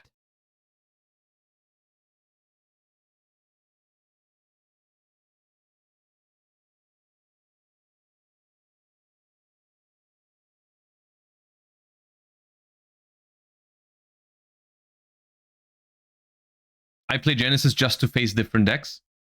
Yeah, I mean, I guess that's my argument too. But like, in terms of, I mean different as in like they also have to feel different. Like, I don't think, I personally don't think playing against this Onomat deck when they go first feels very different than playing against like Fiendsmith Mitsurugi in TCG. I think conceptually it feels very similar to play against those two decks. Like, they're not that different. It's like you watch a cutscene and what you're met with at the end of it is a bunch of rank 4 stuff plus friends that you can't beat. So, yeah.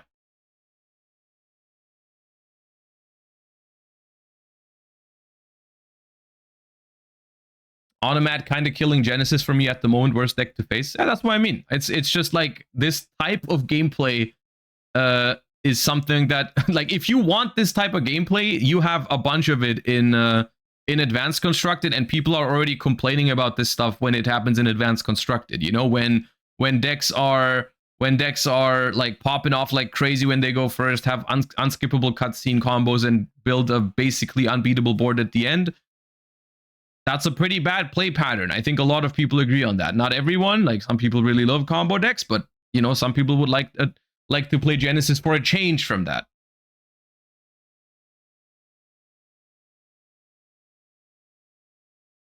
I hate to be that guy, but can any of us honestly say we don't aim to win going first? No, everyone tries to win. That's not what I'm talking about. But there is I feel like it's not that hard to see that there's decks that feel differently to play against.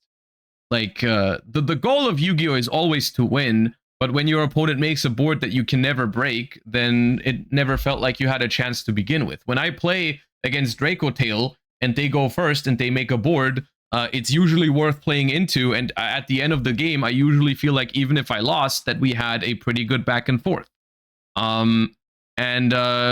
Basically, I think the difference between those decks is how they feel.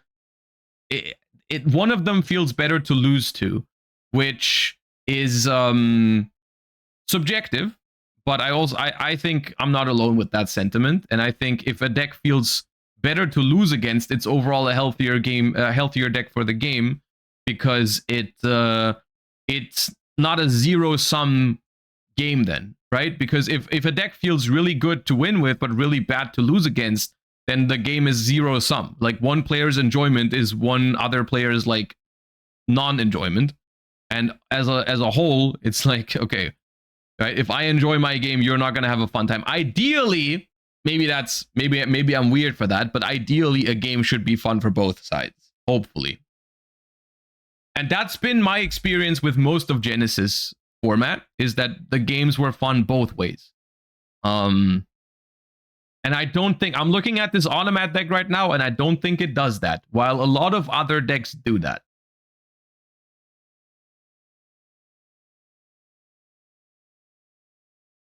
Okay. We talked about this longer than I thought, and longer than I planned, because we are running already a little low on time. I mean, we have 2.5 hours left. We're fine. We're gonna try, speaking of decks, speaking of decks that are usually fun for one player, we're gonna play one of those today in Master Duel. But that's because we have to, or I feel like I have to, because it is probably a very relevant deck for the upcoming Duelist Cup, and I need to work on having a better understanding of it. Because it just came out in Master Duel, and it's a pretty... I personally think it's a contender for a good Duelist Cup deck, because it's one of the best things you can do in best of one if your opponent isn't prepared for it. And that is, of course, gonna be Lunalight. Now, I've thrown together a list. This is pretty close to what you would see in the TCG for Lunalight, I would say. And we're gonna try to make it work. Now, the problem, here's the thing. We're gonna run into a problem here today, or I'm gonna run into a problem here, which is that Lunalight is basically your super typical and super classic spreadsheet combo deck, where what you're supposed to do when you play Lunalight is you're supposed to learn all the combos, you're supposed to learn all the lines with different starters and different combinations, and then you just sit down and execute those lines. I'm not a fan of that. I don't like that type of deck and that type of Yu-Gi-Oh.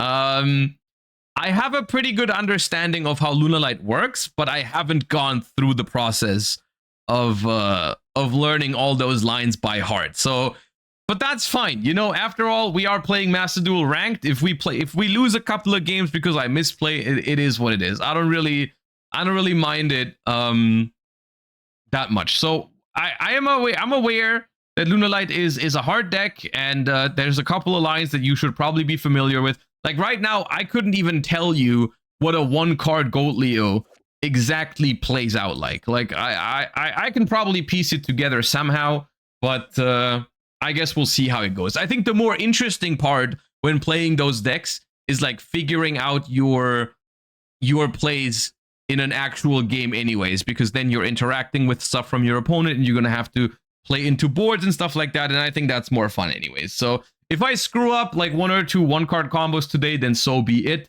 But I just want to play the game and see how it goes. Now, of course, in theory, Lunalight is interesting in Master Duel, because in a best of one environment, it's as simple as if your opponent isn't prepared for Lunalight and doesn't have an out in the deck for the Liger Dancer, then you just win the game. And that is potentially a pretty I mean, we've seen this in the past with these types of best of one strategies like Tenpai or also Gem Knight, which have both been incredibly strong in Master Duel. So we'll see how it goes.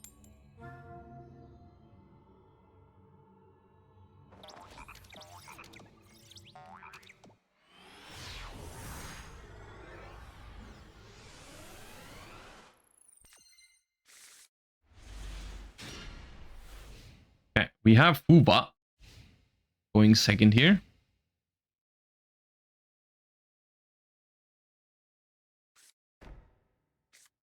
But the opponent is playing a trap deck. Okay.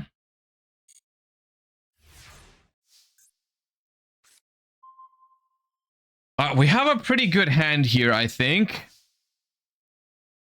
It could be Labyrinth, so let me...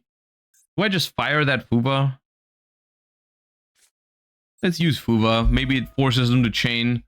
I could imagine some people playing more Labyrinth now, but alright. So.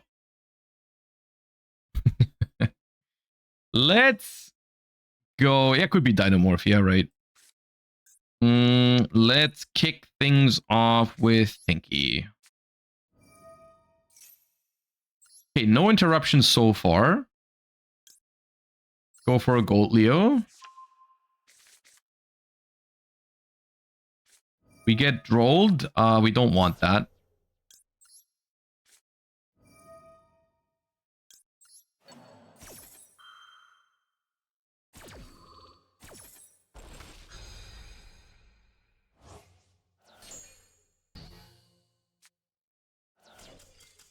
Okay, I wonder what did they just brick? Because droll is usually not in trap decks, at least not very often.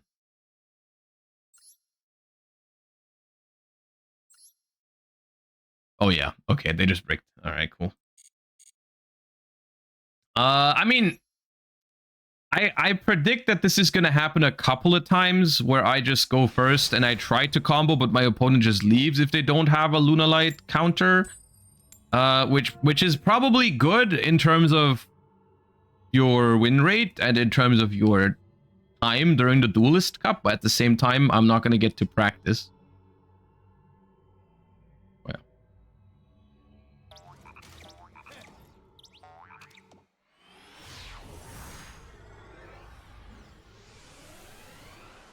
Kazuva, thank you for the 13 months. I appreciate that.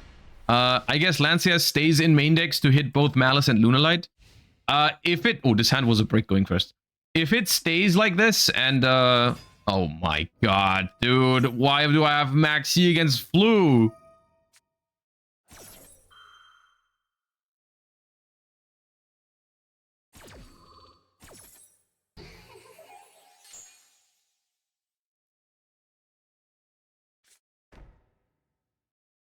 Okay, well, I don't have a play yet.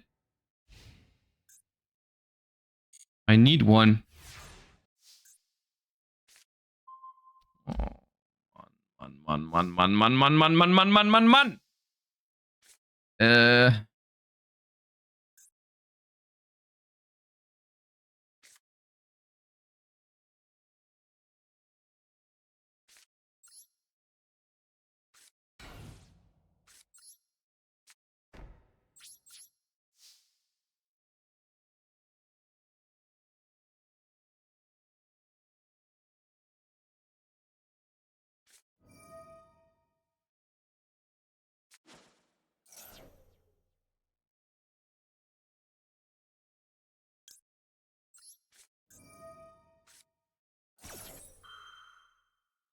I guess I just hope they don't have another small bird. Do you play Foolish? I do, yeah.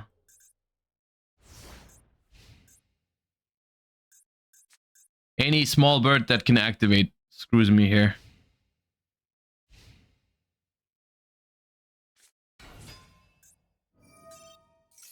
Well then.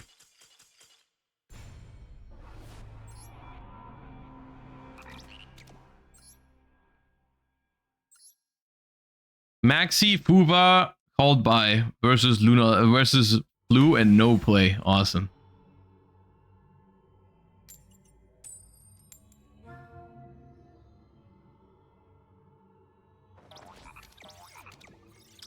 We're not winning any coin flips, which doesn't help this deck. Called by on the burning grave. Well, it wasn't engraved. This was another brick going first. Wasn't it? This draws a card, I guess, but this was a brick, yeah.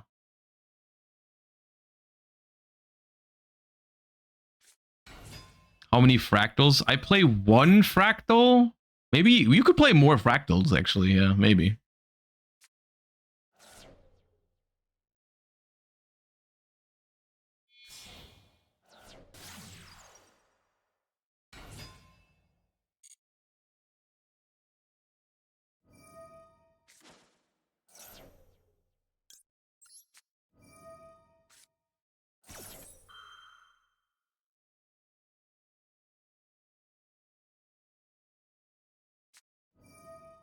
Nice.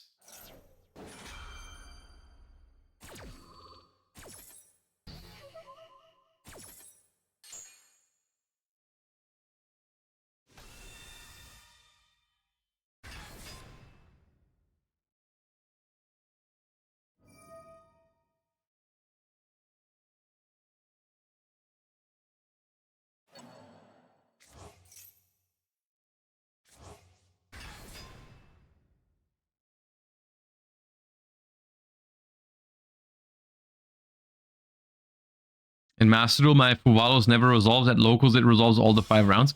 Well, technically, that one aspect you can no longer complain about in Master Duel because they put Called By to 1. So the mini game, essentially, it does have the same number of cards in both formats now. You have 3 Ash, 1 Called By. And Crossout is also at 1 in both formats. So it's like kind of the same.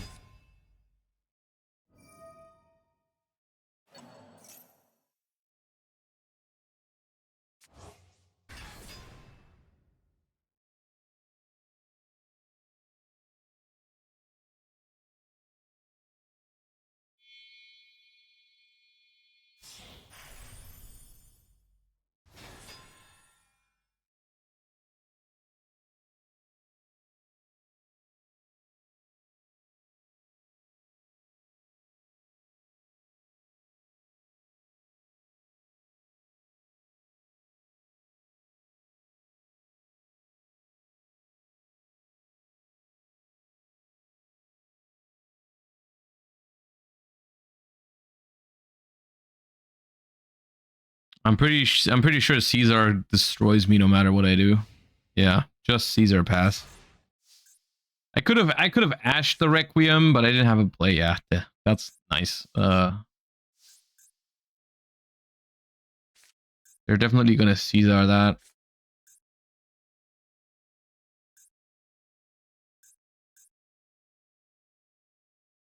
Lunalight does not have room for Typhon in the extra deck, I think.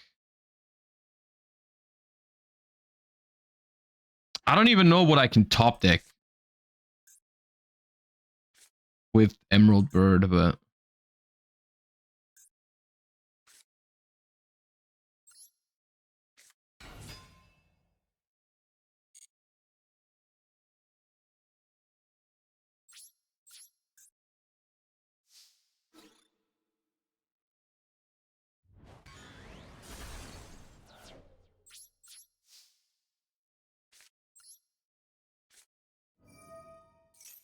here's the thing. They currently don't have guaranteed follow-up, so maybe I can just stall a turn or two.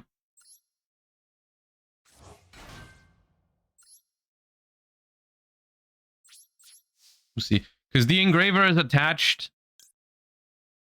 Oh, it's destroyed during the end phase.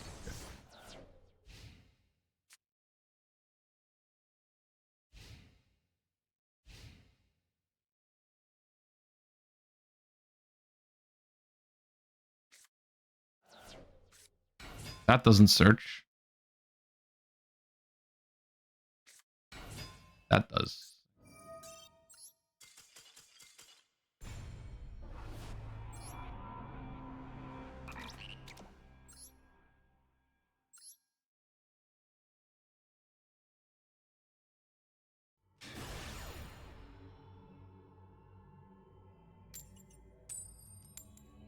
All right, 4 coin flips lost in a row.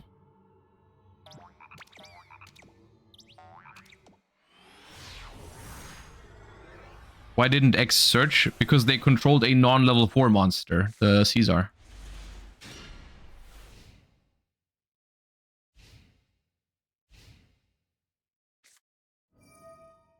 Oh my god.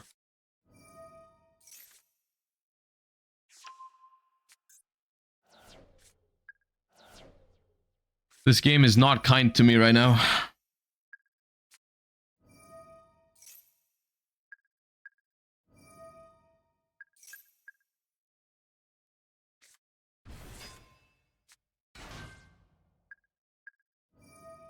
I guess it depends on their end board if this is winnable or not, because double heavy poly surely is something.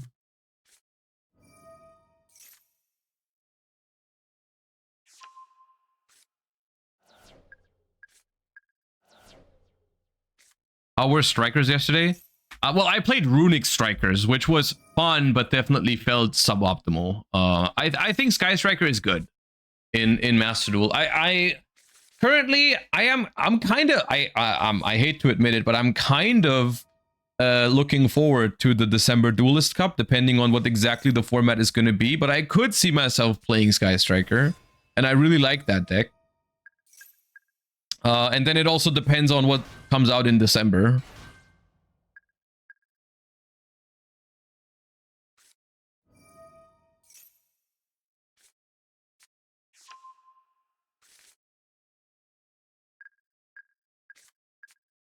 Are you excited for Engage Zero and Camellia in March? Less than you might think, because I don't think it matters that much. I think Camellia is decent, and you probably are going to play it, but it doesn't matter as often. That is what is this? Monster negates? Yeah. Well, monster negates won't help against heavy poly is the good news, but this is a spell negate, I think.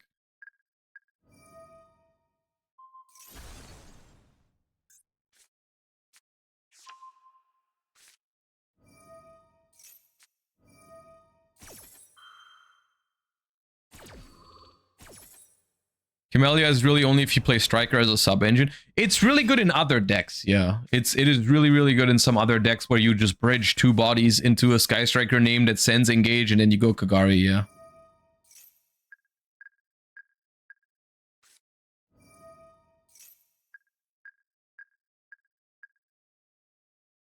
Did you end up going to the Liege Regional? No, I didn't.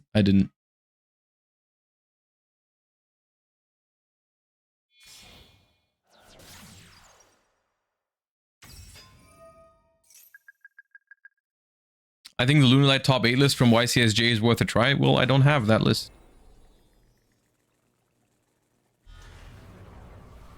How are you doing? What's up, Quantal? I'm going second. I've played 4 games so far. I've lost all 4 coin tosses, and right now this is what's happening to me. So go figure.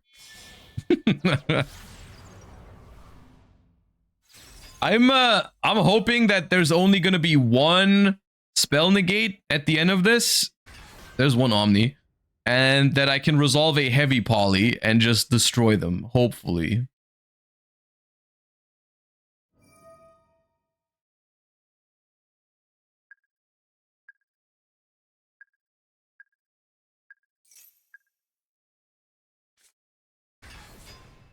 Or maybe they negate my tanky or something. Okay.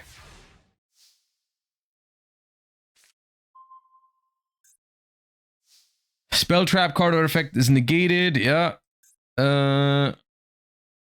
Omni negates. Okay. Please negate my tanky.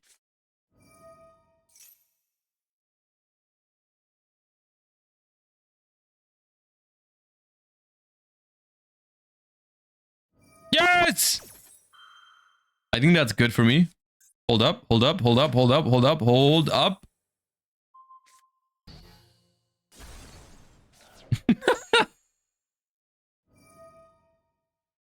Did they search a counter trap?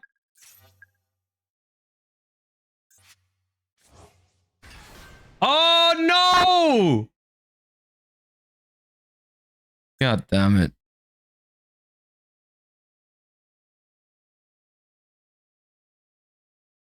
Oh.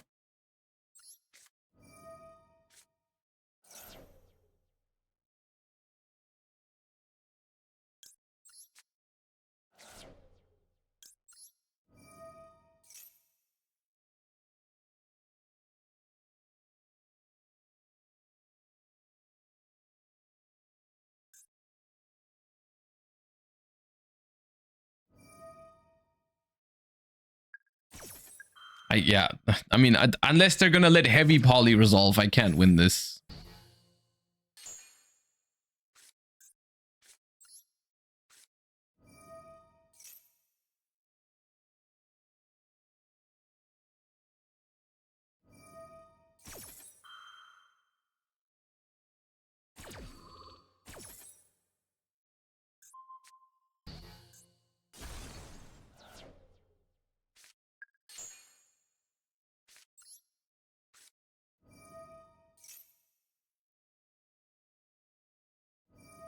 Yep.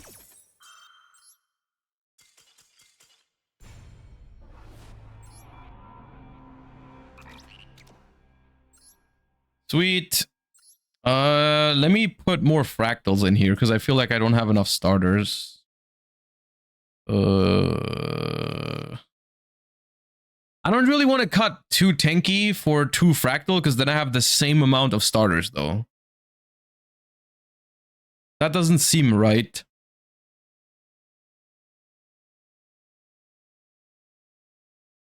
Do I just play 41?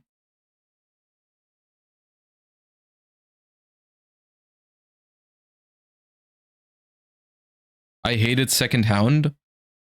Look, I don't know enough about this deck to say if Hound is cuttable because everyone plays it. Is the thing. Everyone plays 2 Hound. And a lot of people that have been playing this deck for a lot longer than I have are playing 2 Hound. So it's like, I don't feel comfortable taking it out. You could make an argument. I've seen some people not play Ash Blossom. For example, the list that someone sent earlier that got first or top 8 at YCSJ just doesn't play Ash. Because you're just gonna push through the Max C anyways. So they play like more consistency cards. That's TCG. No, it's not. It's not TCG. It's OCG.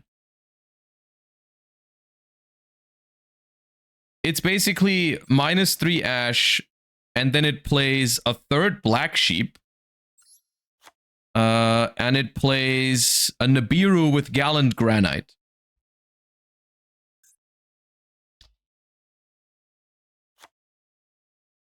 Instead of one this.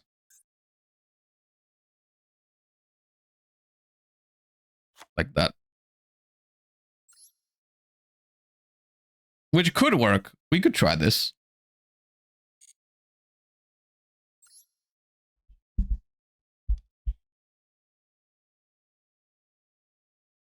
I guess the idea is just if your opponent has Max C, you just go.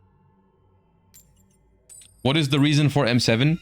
M7 is never gonna happen for us. But that's the deck that they got second at Worlds with. Like Tom played M7 for some lines where you loop Lunalight Wolf. I don't know those lines though, so I can't really do that. Okay. We have Lunalight Masquerade and Foolish as our starters. I'm pretty sure this combos. So let us begin with Foolish Burial. And that sends Silverhound. Silverhound effect. Special summon Gold Leo. Gold Leo effect. So we are now adding and then discarding a card. So what we could do is we could add yellow Martin, discard yellow Martin to search. Or we could add Kaleido Chick to normal summon Kaleido Chick. And discard the heavy poly. Are you looking at a spreadsheet? No. I don't know these lines. So the thing with Martin is I already have Lunalight Masquerade in hand though, but I could search Lunalight Fusion. Let's go for Martin. Martin effect. Martin dice to draw. Possible, yep.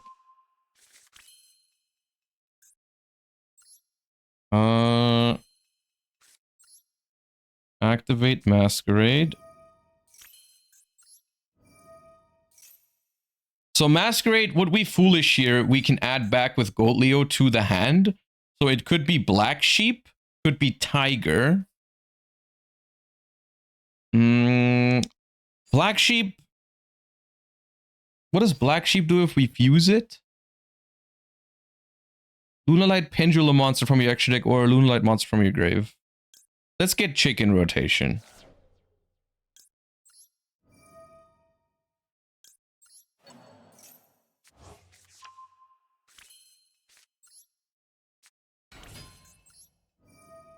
So Chick first one is probably...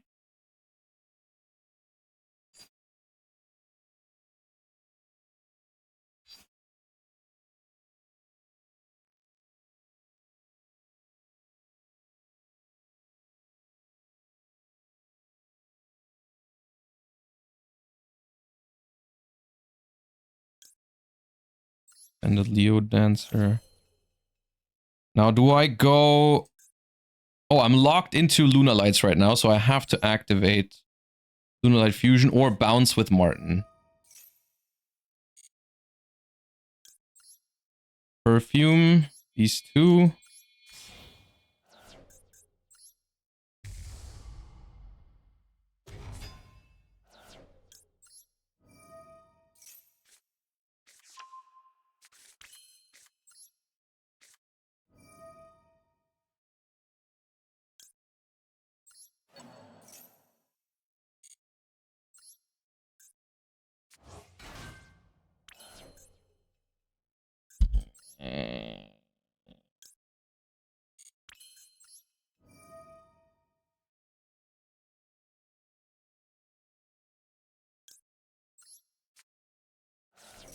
I don't know what this Black Sheep is for. I can bounce and use this. Discard this. Search Tiger. Gale Tiger. Activate Tiger. Bring back level 4.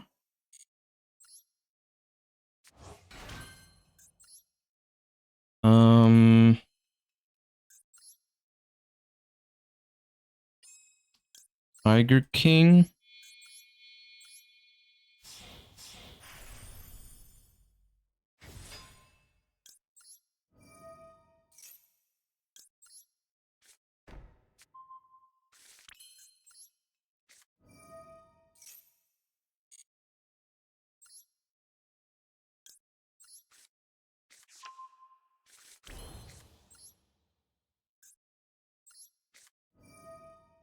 Get Polly.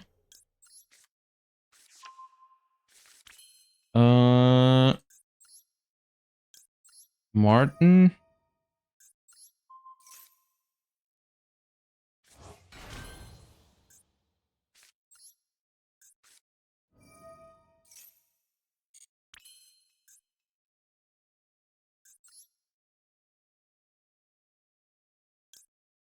Ugh.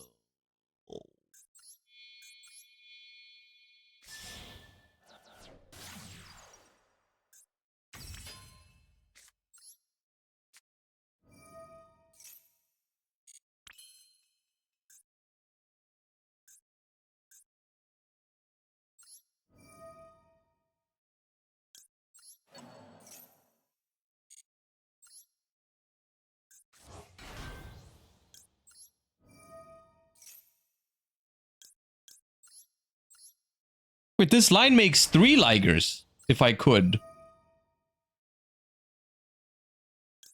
I might be the GOAT.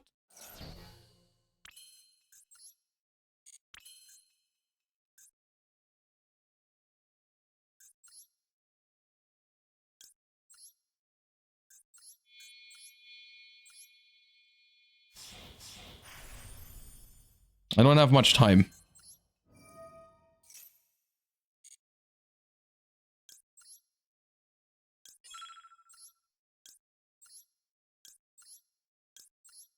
Yeah, I lost my Silverhound because I didn't detach first. Fine. Do I have enough Lunalights?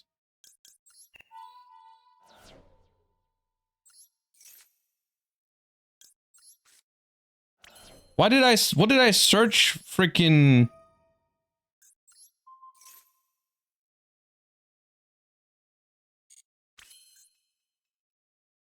One, two, three.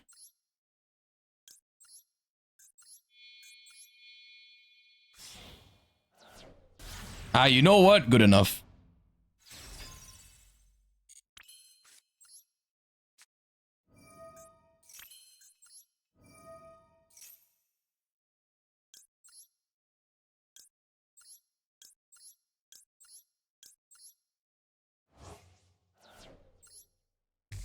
Good enough. Come on, for my first going first with this deck, not the worst. Good. Probably not ideal into hand traps, I will say. There was definitely, I think that's where the nuance comes in, is like playing around hand traps.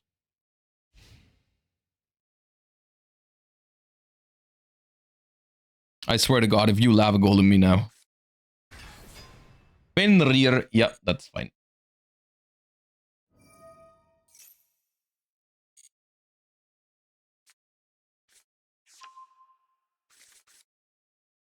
Ooh, Tearlaments. Shireen! Okay.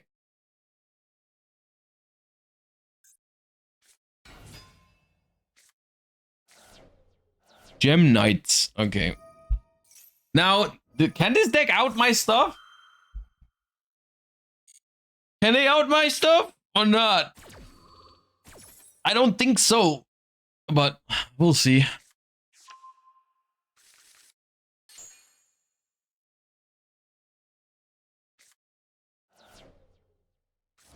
They can beat over it with Fiendsmith. Yeah, here's the thing though. My cards have text. Right? My cards do have text on them.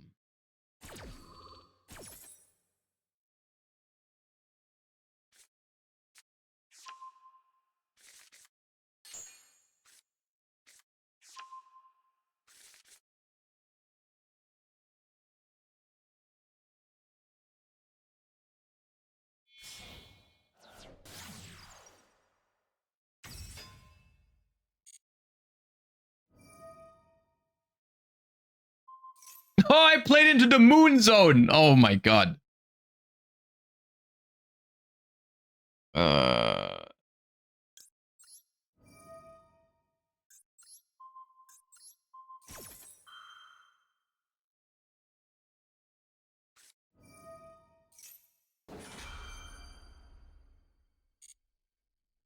moon does not work on unaffected? Okay. Well, it's fine. I wanted to get the Fiendsmith out of there anyways.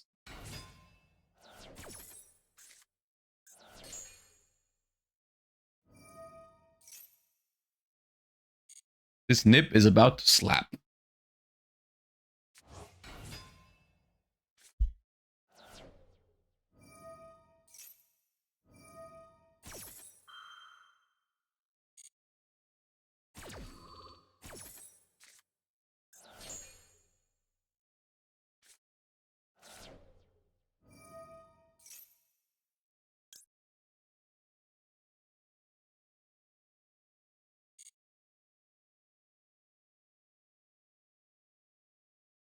You can't use Liger as material for Goddess? No, you can.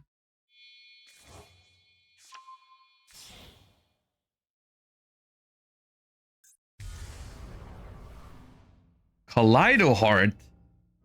Okay. Where?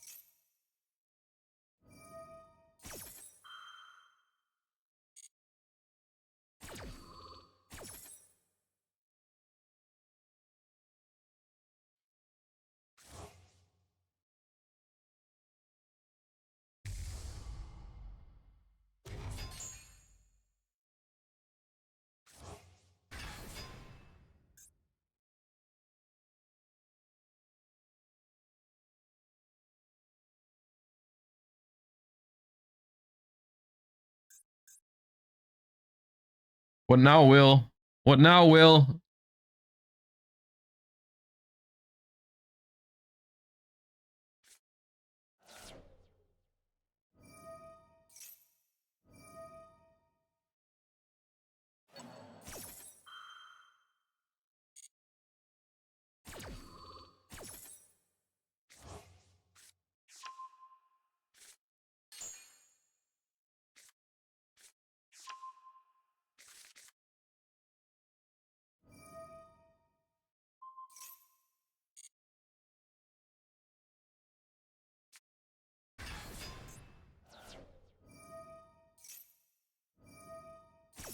Bro is milling for sure.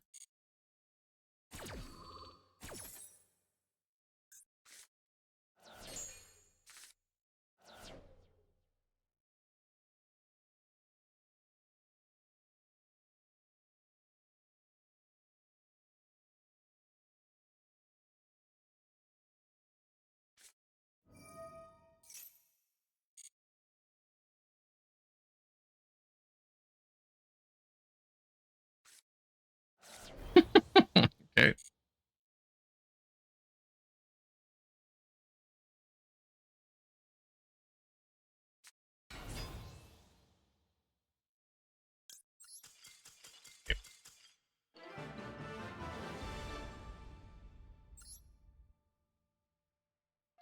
I mean, did they have an out even?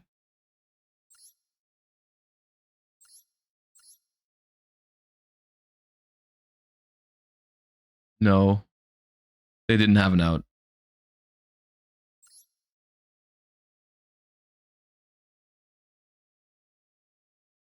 There was no out.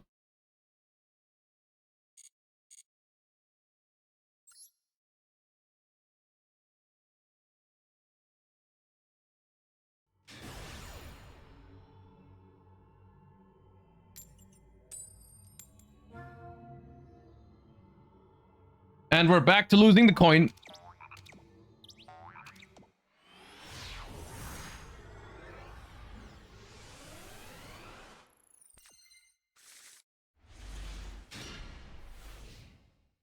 Okay, another brick going first.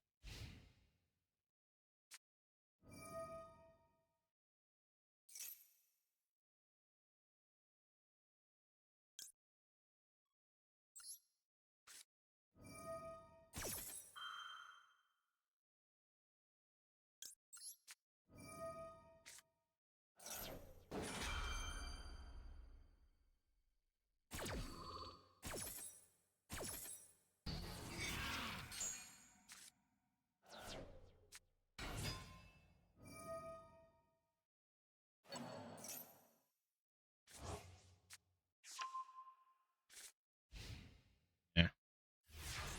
Give me a play. Is that a play? No. Oh, mano, mano, mano, mano.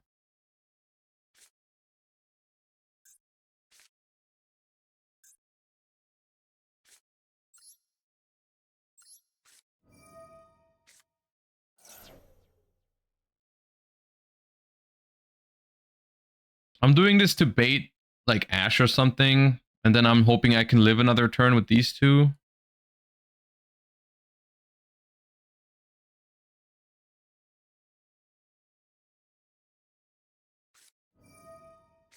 Nice. Did something.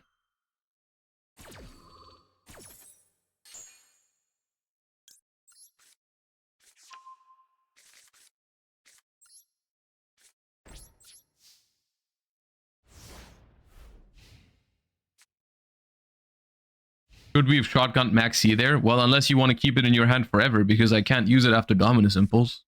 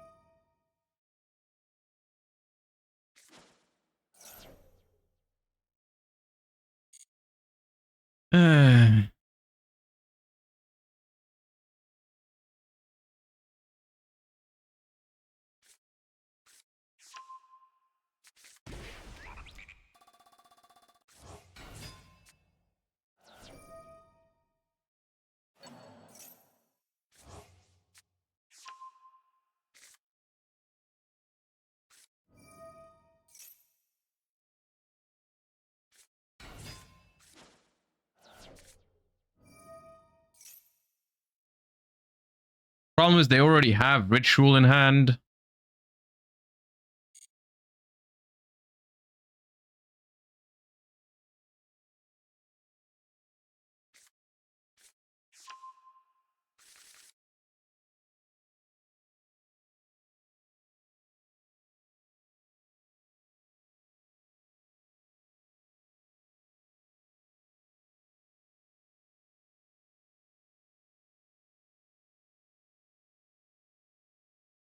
Which ritual effect did they use? From hand. Damn it.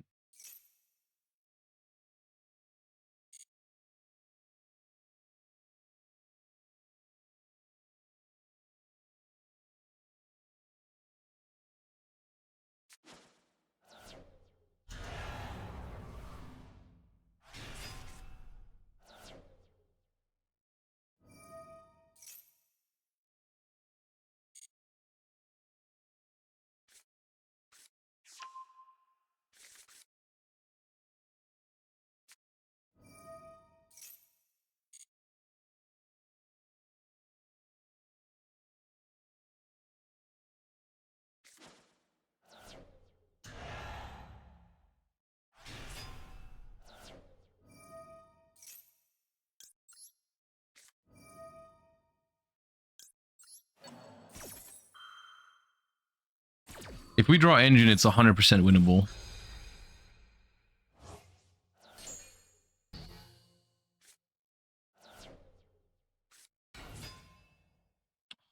Duo drive now, I can't take this anymore.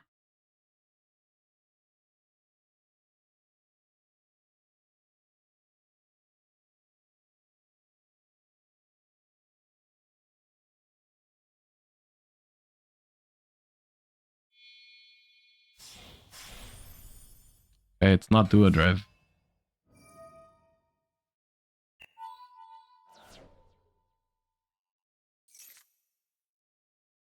If it is pure Mitsu, they can't really add anything to this effectively. Like, this is just gonna be it. No matter what they really do.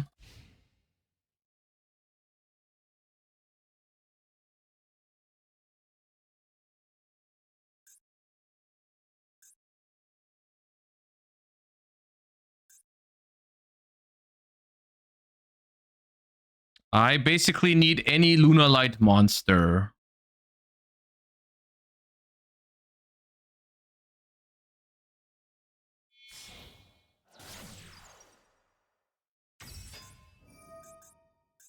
Okay.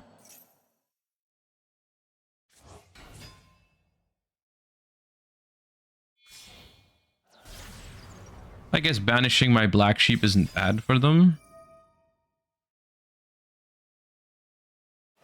But you didn't have to go through dark for that. You could have just made SP.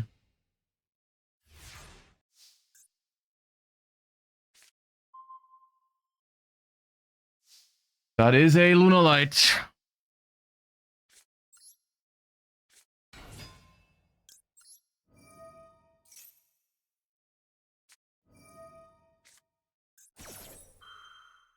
And that's an Ash.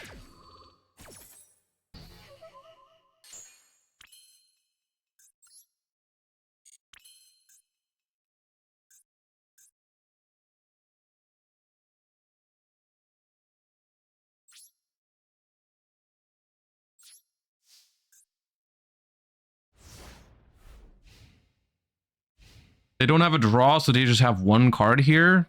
Not unlikely they just attack and pass. No.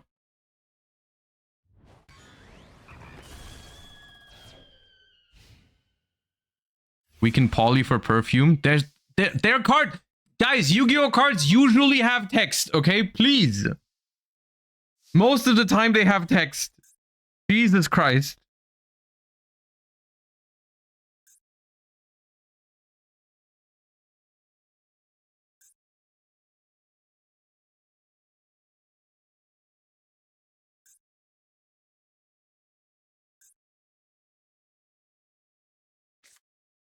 Add a Lunalight monster from your grave to your hand. add Gold Leo, activate Gold Leo. If they have another Ash, it's basically the same situation as last turn, but they get a new draw. Is there a safer way to do it? If I activate Poly, if this card is sent, you can add to your hand. It's just activate Poly, I think. Fucking Christ. I guess we go in.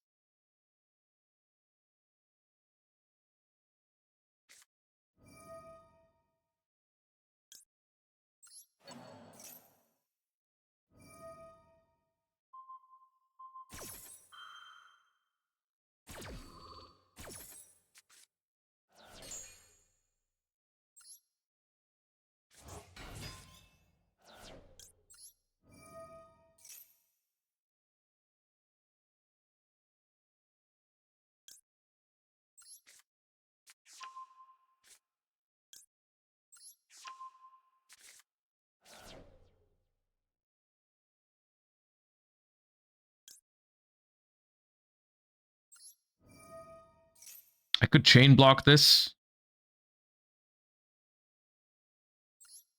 And then I can use this Silverhound as a discard for Perfume.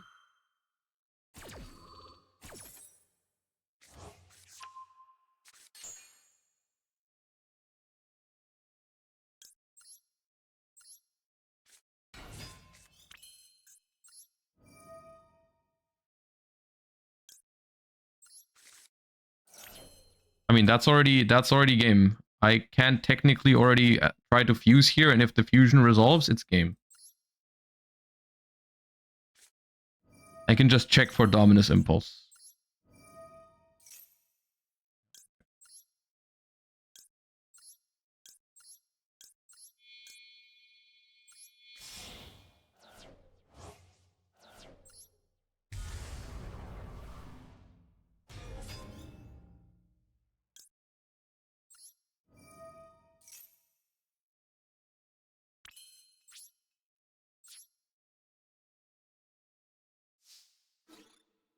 Pop. Pop.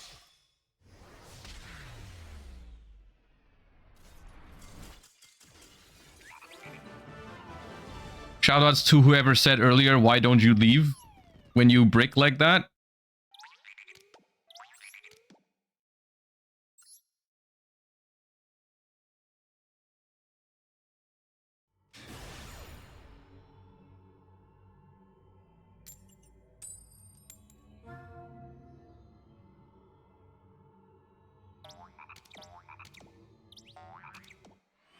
"99% of chatters would have lost this game. Josh here to go." Okay, calm down. I am definitely not the GOAT with freaking Lunalight. I'm not that good with this deck. that is not true.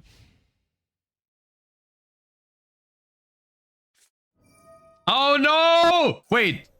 Actually, the mirror match is super stupid because Liger Dancer is affected. But oh no, it's Tri Brigade. Never mind. Okay. Never mind. It was actually, I didn't expect it to be Tri Brigade. My bad. I didn't know anyone was actually still playing Tri Brigade.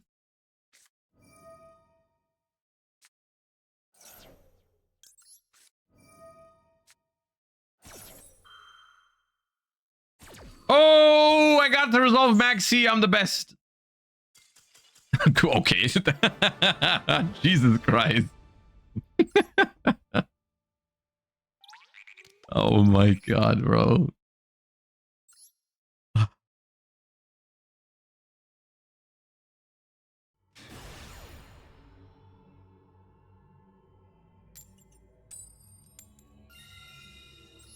I'm always scared when I have to go first, because then I'm gonna have to do my Lunalight lines, and I don't know my Lunalight lines.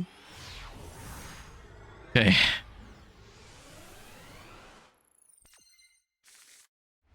Oh my god, that definitely plays. Okay. Run out the gold, Leo. If they negate it, we have Black Sheep to extend. Okay, Ash the gold, Leo. Right.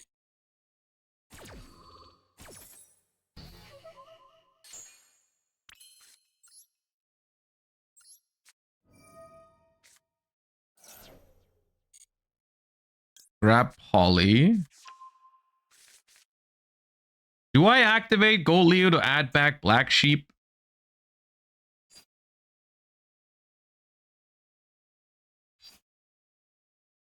Doesn't feel necessary. Activate Polly. Oh, okay. That ends my turn. Because I only it would not end my turn if I played 2 copies of Polly, but I only play 1, so I cannot because this is not once per turn. So I could add another Polly here. Yeah. Okay. Well, we got Ash impulsed.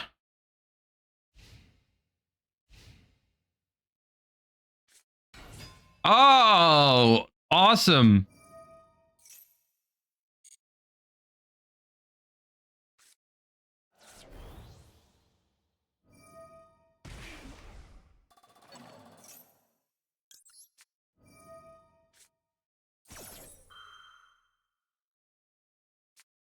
We were not meant to win this game, guys. Ash impulse, one of called by one of Dormouse. It was not meant to be. It was not meant to be.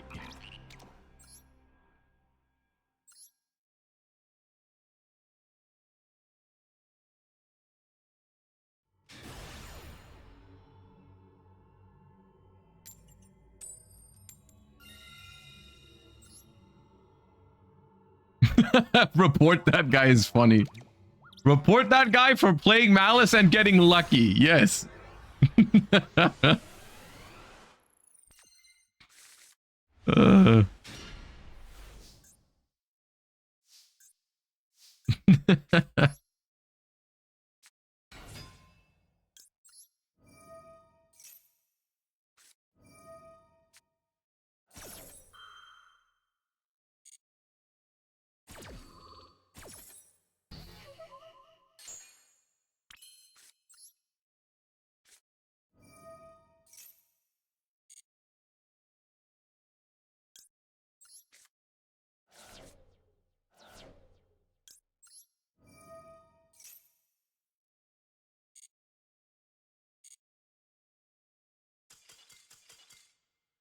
See, this is what I mean. I would have liked to practice this. So this was Silverhound summon Kaleido Chick, and then Kaleido Chick can send one from deck to grave that I can then add for Gold Leo, I think. So like I could have sent like because I already had Black Sheep, I could have sent like Yellow Martin, add Yellow Martin to hand, Black Sheep, search Polly, activate Polly, use with the Yellow Martin or something like that. Yeah. Could have been Wolf as well. Could have been Wolf, could have been Tiger. There's a lot of options there. Because you can send Tiger, add Tiger to hand, then fuse, and then Tiger revive Kaleido Chick sent Martin, Martin bounce Tiger. And then overlay for Tiger King. Yeah.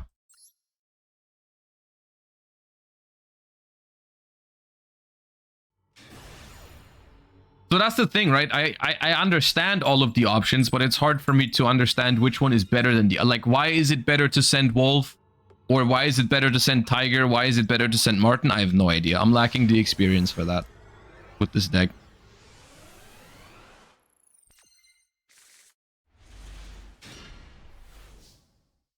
Okay, Fractal only starter. I guess that works.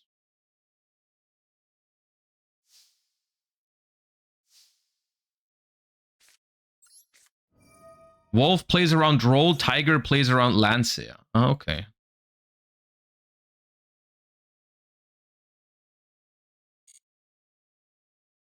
Kind of smell a maxi.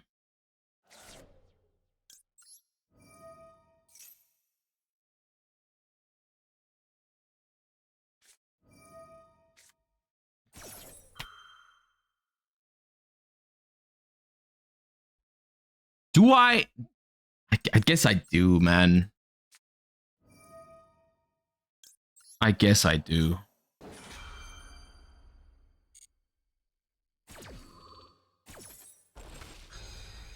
The problem is, in order for you to just ignore Maxi with this deck, I think I need to know my lines better. And this is the alternative, right? If I let the Maxi resolve, I have to cook, and I'll probably fumble somewhere if they keep drawing hand traps. And if I just activate Called By, most likely this happens. So, but technically, I think you could not Called By that, and then just go and push through.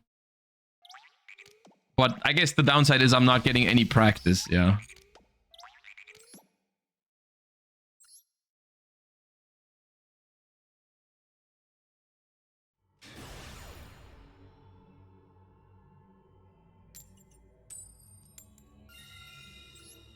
Winning the minigame is the first priority. I mean, it's Master Duel. You have to play the minigame before you play the game.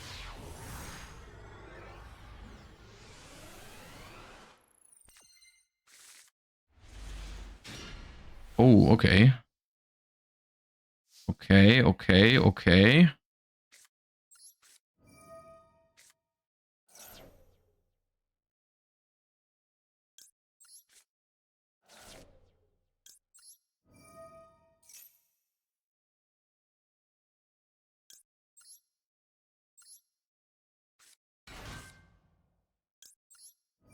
This hand is kind of weird. What do we think about add Black Sheep, discard Yellow Martin? We get completely destroyed by Droll and Lockbird. I can also add Tiger, discard Martin. I can also add Wolf, discard Martin. I guess it's the same thing again. I think adding Wolf guarantees probably a Liger Dancer even if I get Drolled, right? If I add Wolf, discard Martin, because I have Kaleido Chick normal summon, I can probably make a Liger. Yeah. Add Wolf, discard Martin seems nice. You still beat Droll by going Foolish? Okay, yeah, with the Foolish, but I would like to, if possible, not rely on the Foolish. Okay, Masquerade or Fusion? Masquerade. Okay, since there was no Droll, I'm thinking Masquerade, Foolish, Black Sheep, Leo, add back Black Sheep? Is that cooking?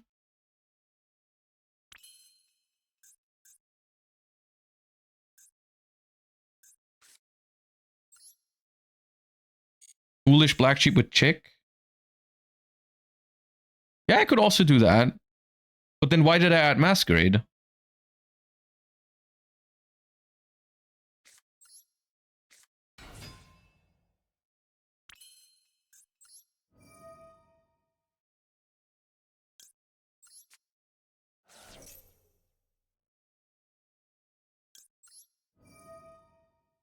Emerald Bird later on. Oh, what does Emerald Bird do? Is Reborn, right? Ooh, Magnamut. Okay, that's fine. I can recover from that, I think.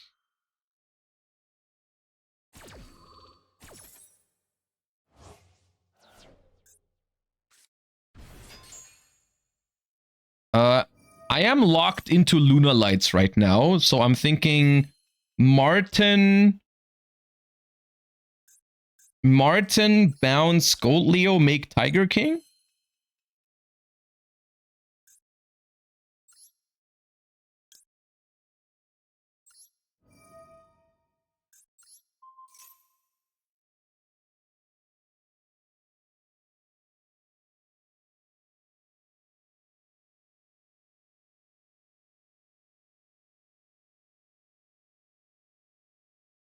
Hello! More Bestials? Dude, this deck is not that great against Bestials, but maybe we're fine.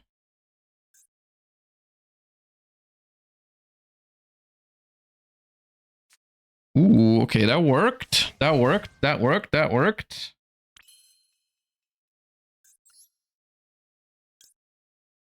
I like Tiger King.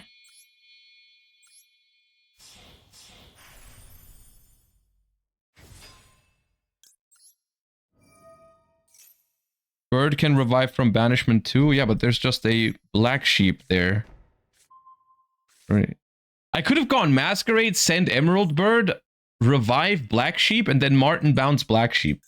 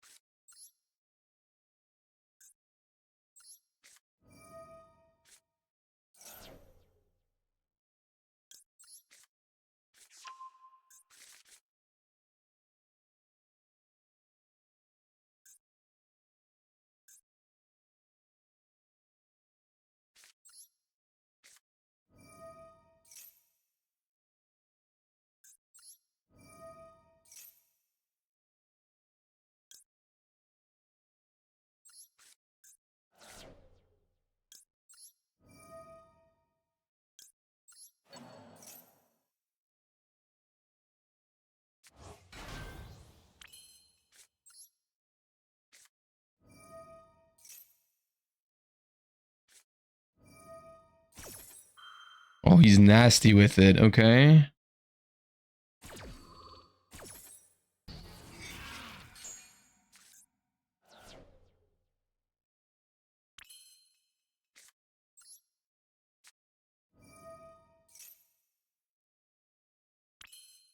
I think I have to use this now, right? This is my only extender here.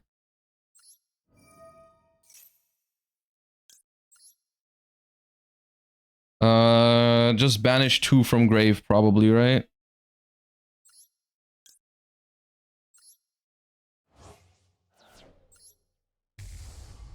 Oh, I could have made cross sheep.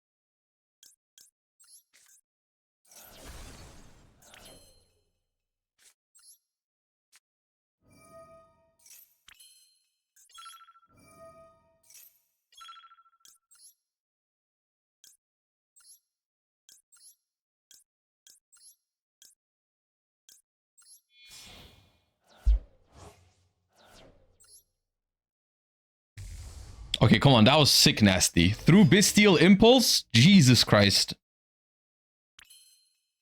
Go, my friend. Go.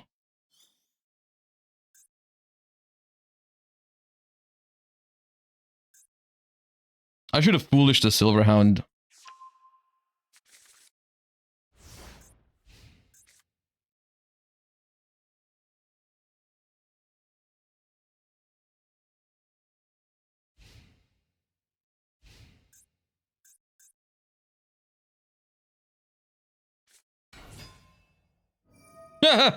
Malice.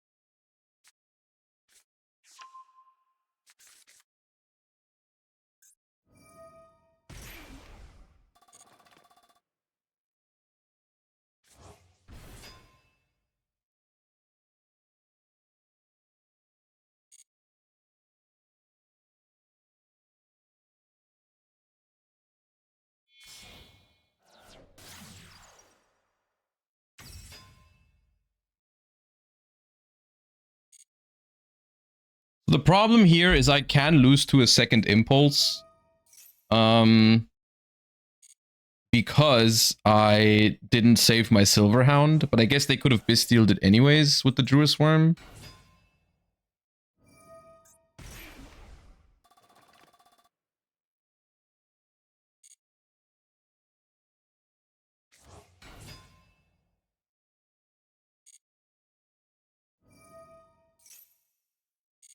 They can't out Liger anyways. They can out Liger. Malice can out Liger 100%.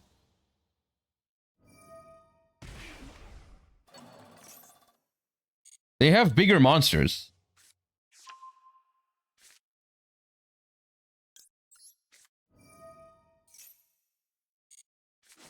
Okay, they don't have second impulse. Well, that's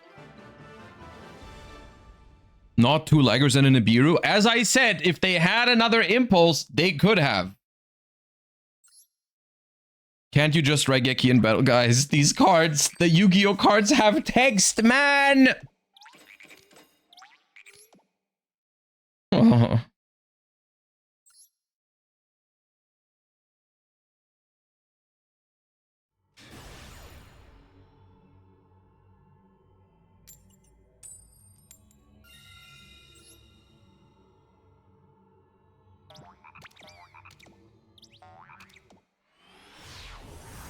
One Raigeki for Cryptor, one for Axis. I'm losing my freaking mind, man. You cannot be serious.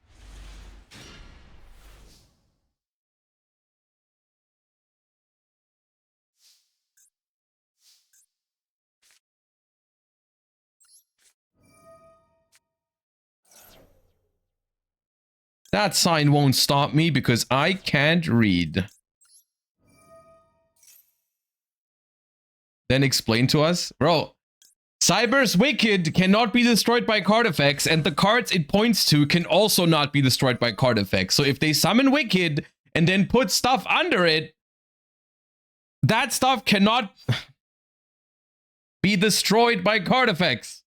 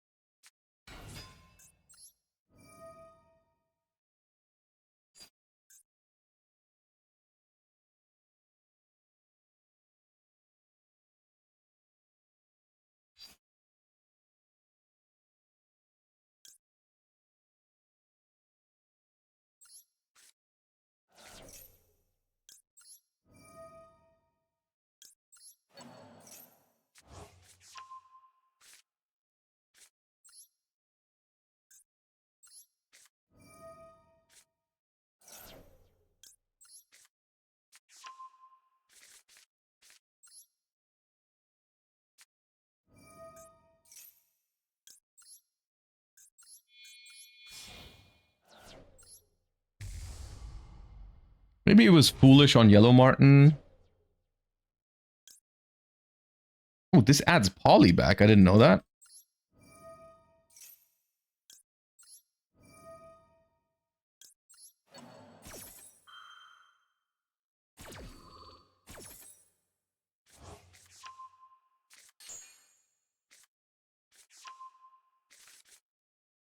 So, Perfume, summon Kaleido Chick.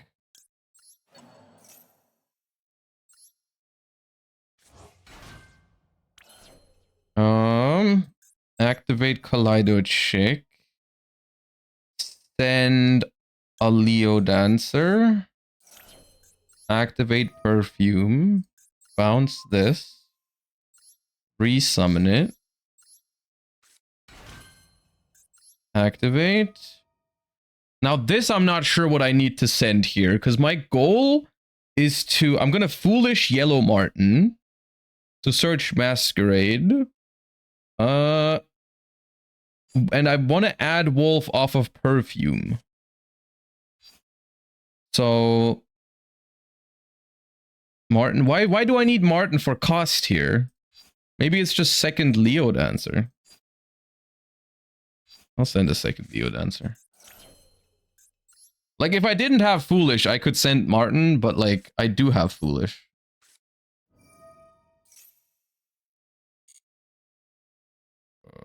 For Martin. Because if I sent Martin for cost for Kaleido Chick, it wouldn't trigger. Right? So now I can Masquerade, send Emerald Bird.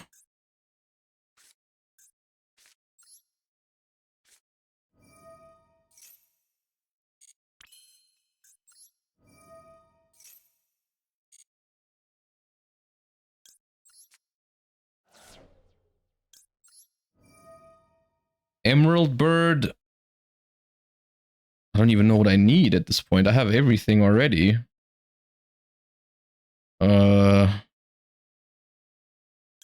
Bring back Gold Leo. I could bring back Black Sheep and then fuse. I can Poly Chick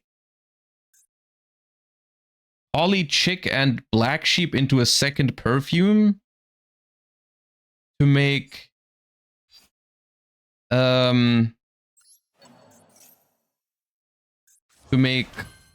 M7.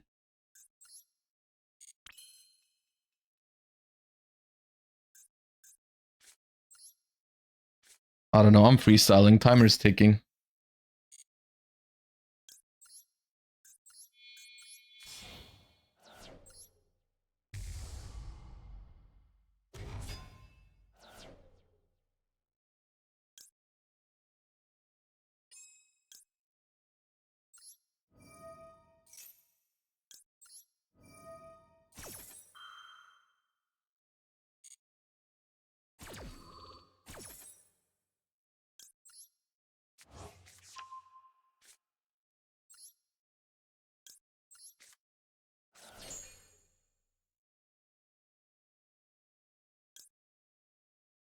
once per turn.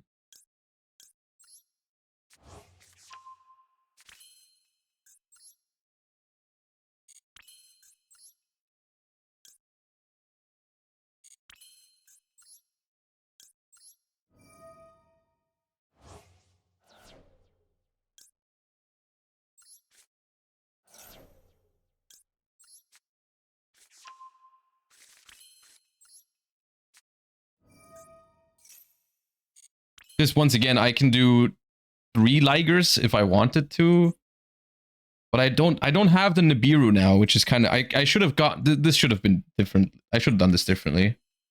One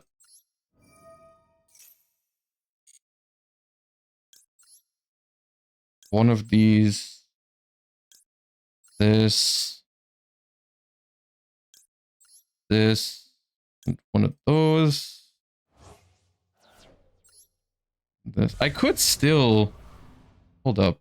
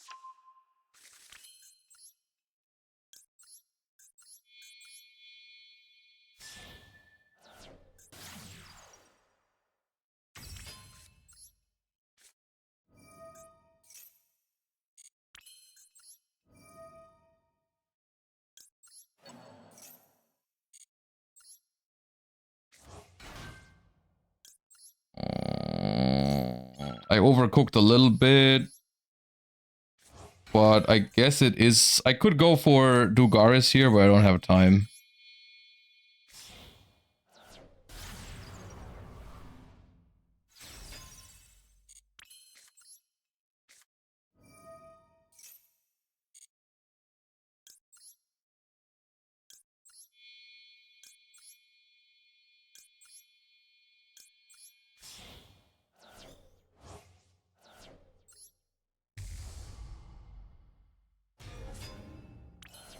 Oh, we got there.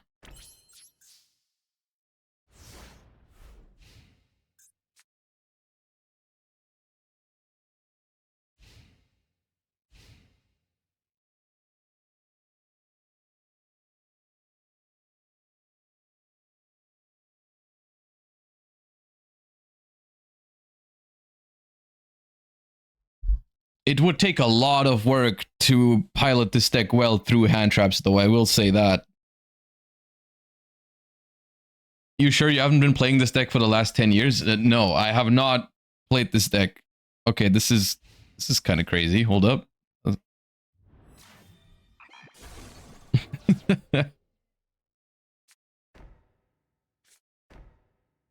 I mean, they probably don't have outs to Liger Dancer. I guess they could maybe be playing Karma Cannon. But I have one negate in the grave with Silverhound this time, actually. So...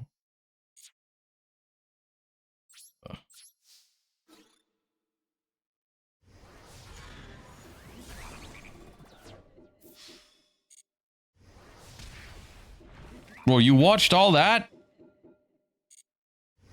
You watched all that for this? Oh my god.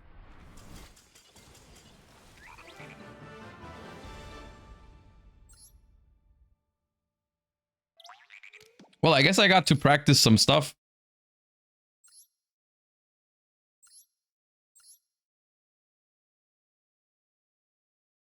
Your entire deck had 0 outs. There was no chance. As soon as I summoned one Lunalight card, the game was over. Okay. Thank God I went first against that. Jesus Christ.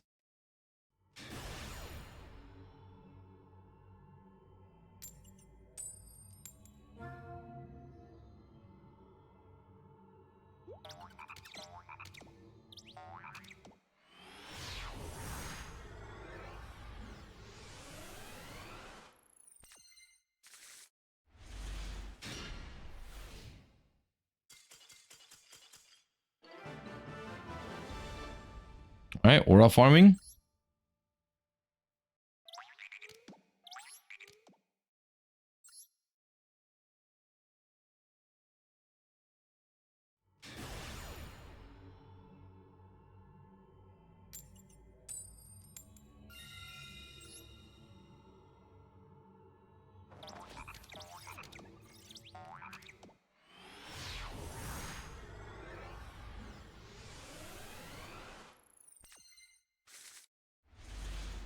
Okay, double Fuva not ideal, but the hand is good.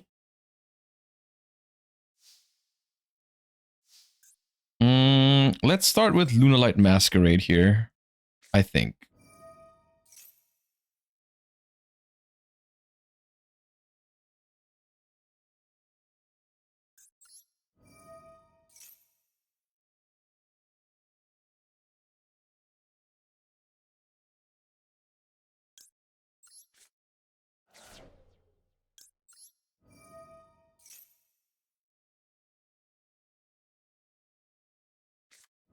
Okay, yeah, no, we're going in. We are going in!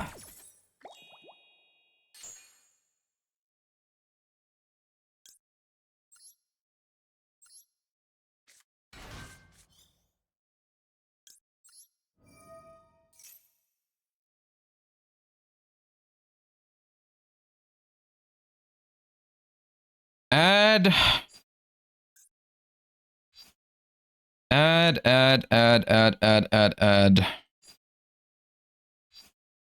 Oh, get Wolf in rotation, discard Fua.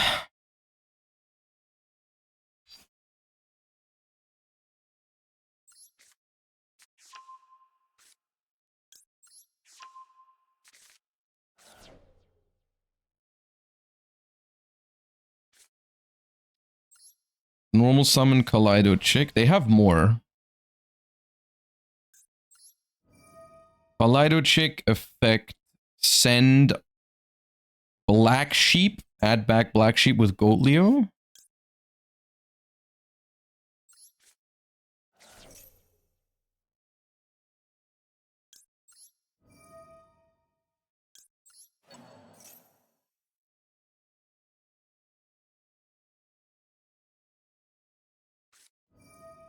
Bestial.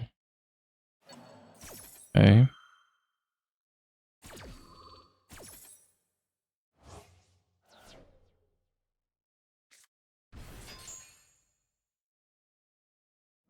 A rough start.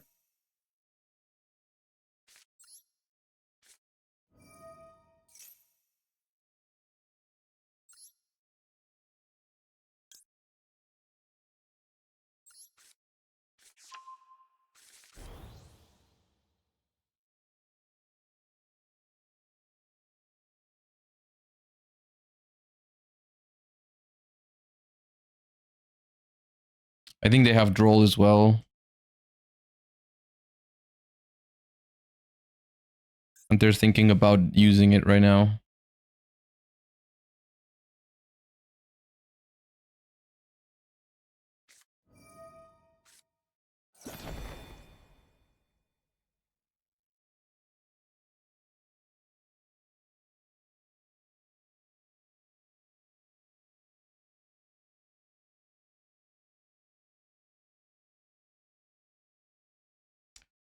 Okay, I'm locked into Lunalights right now. This is not called... How do I do this? Can I do this? Wolf makes Perfume Dancer. Perfume Dancer bounces Kaleido Chick, resummons Kaleido Chick.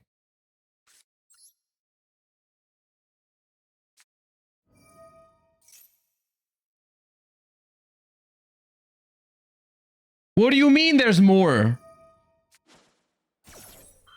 Okay, I can't beat that. I cannot beat that.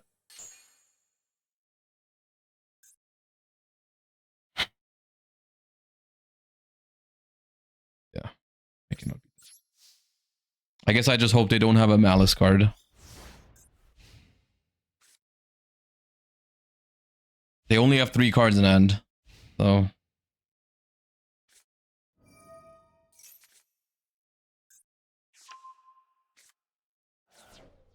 Okay, March here technically is not enough.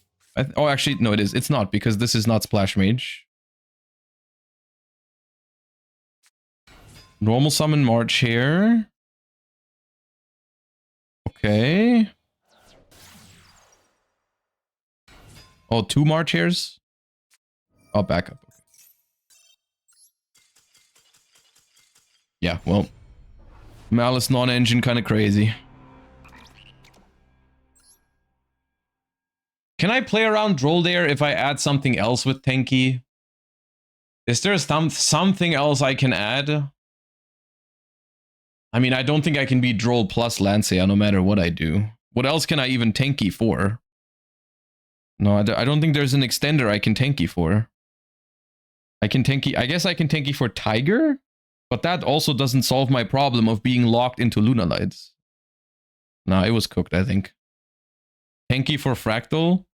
I mean, okay, I go Tenki for Fractal. Fractal sends yellow... Can Fractal send yellow, Martin?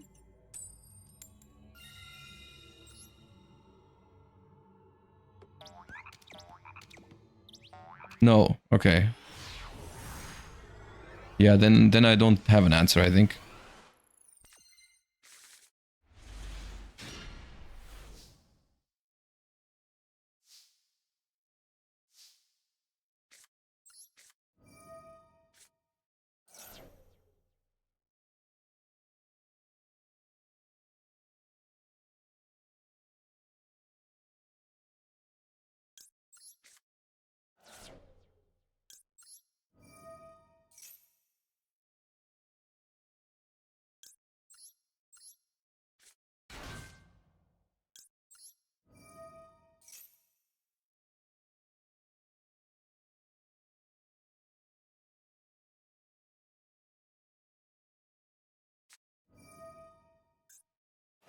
That is a certified, I have no idea how Lunalight works, Bestial.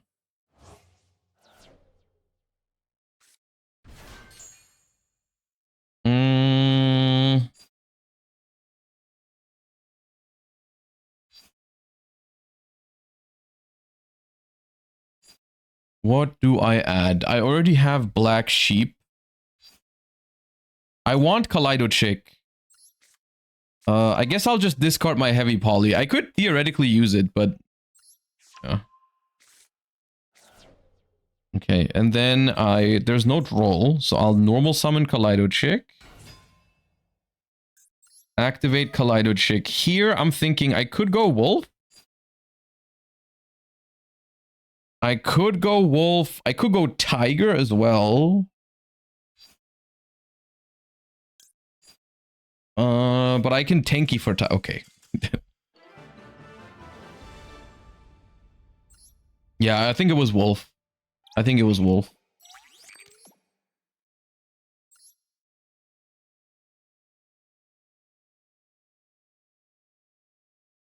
I would have kept Heavy in case of Droll. I'm pretty sure that makes Liger through Droll there.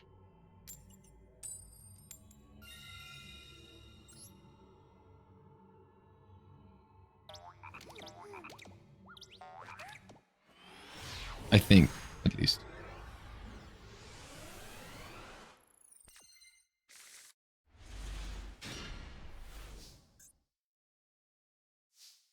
Okay.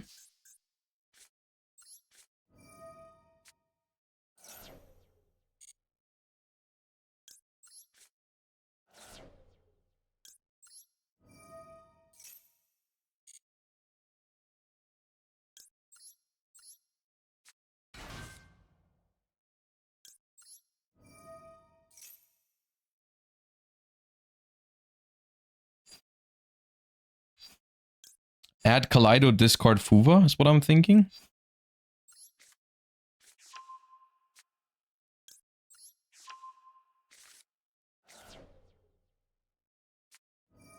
Okay, now this is gonna be tough.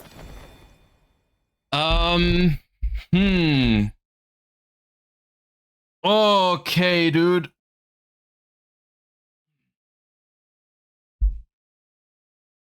This is going to be tough. I know I can, but I don't know exactly how I make a Liger underdraw. So I'm probably gonna Kaleido for Wolf.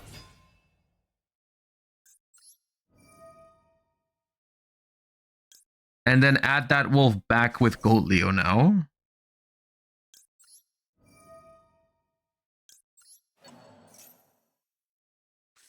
Okay, I mean, every single game I'm being hit with Droll and Bystials, man.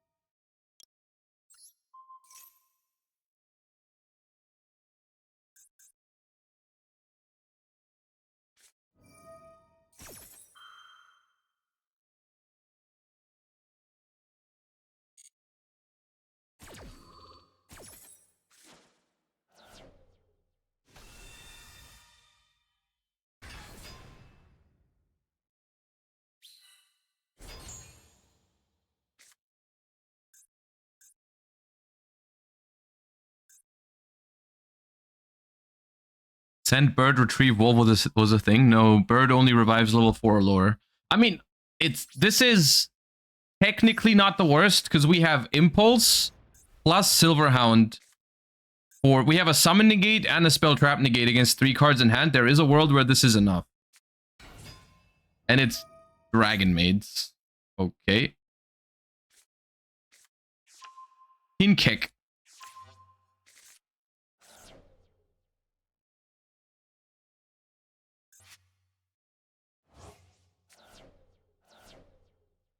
Oh, the new Dragon Maid's in the game. Right. The Lady Dragon Maid.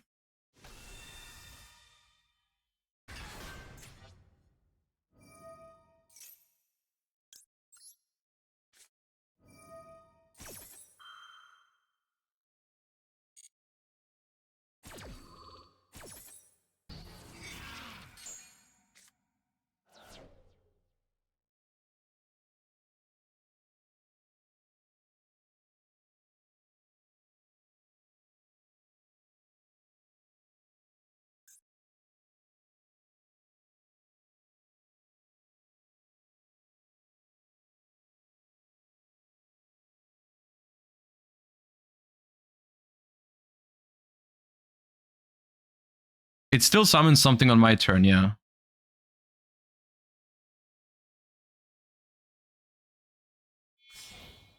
Not anymore. Guess they would rather have an SP Lunalight. Maybe they can banish my spell trap. Nope. Okay. This didn't seem optimal.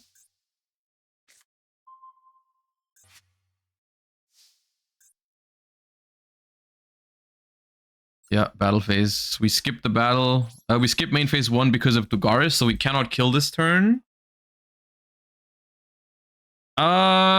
We do play 2 Silver Hounds, so we can play here. Wolf is banished, however.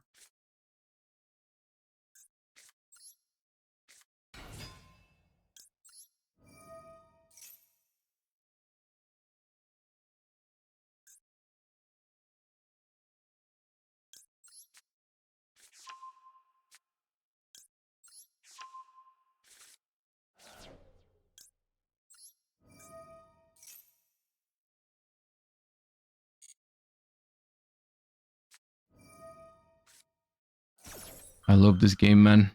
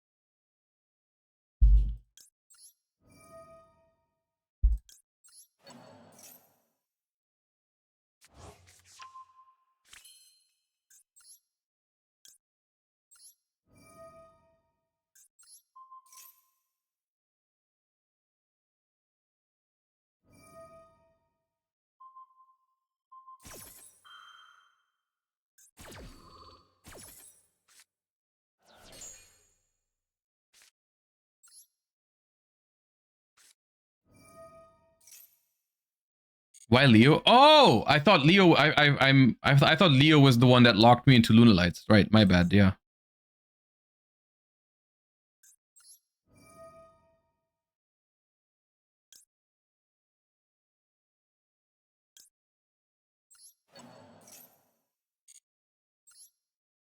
I wanted to get out of the lock so I could make like a rank 4 here. Admittedly, the rank 4 wouldn't have done much because I'm under roll. And the fact that my wolf is banished is really, really bad this game.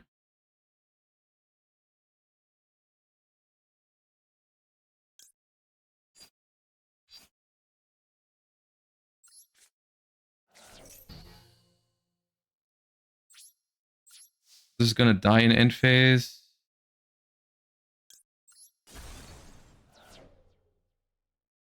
Silverhound is already live, so we can summon it back with Bird. No. Bird only summons level 4 or lower. More Bastiles, man.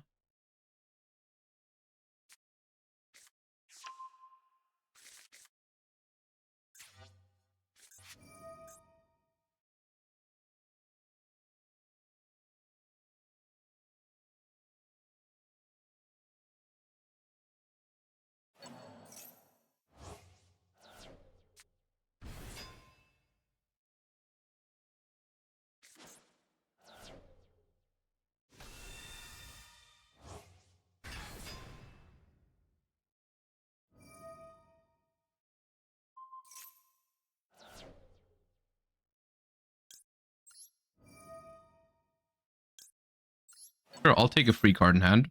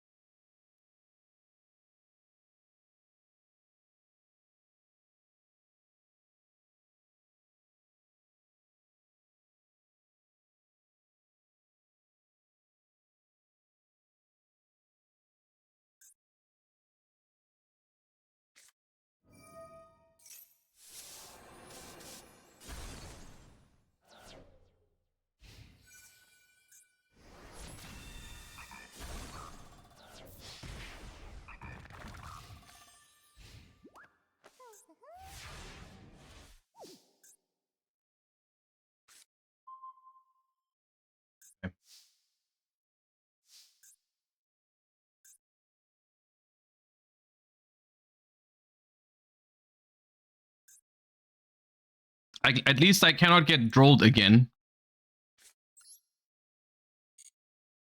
All I need is one Liger, I'm pretty sure, and I win this matchup.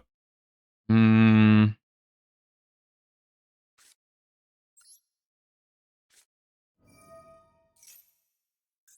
don't even know what this can send, really. I don't have Silverhound anymore. Just Emerald Bird. Summon back a level 4 or lower. It has negated effects. So I could summon Silverhound, try to fuse with it. Or just summon Chick. I'll try to summon this.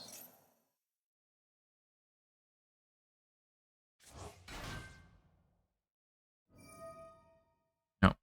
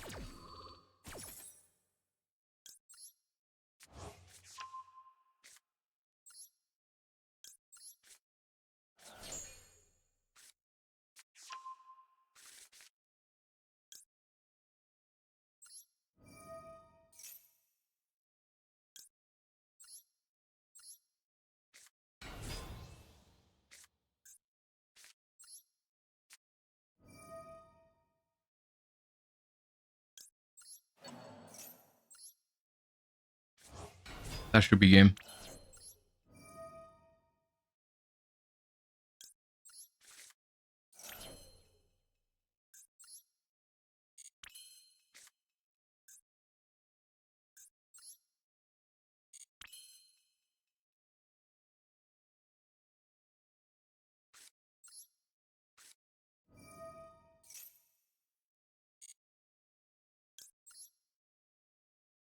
This. Lido Chick.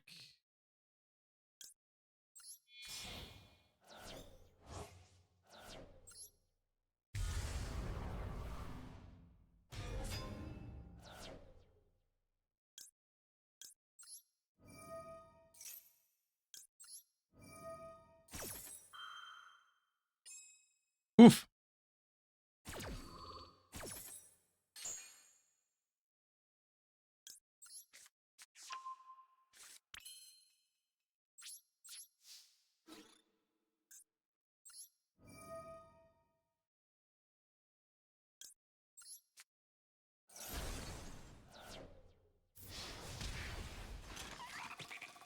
All right. right, after 2 turns under Drone and Lockbird, we finally got to play the game.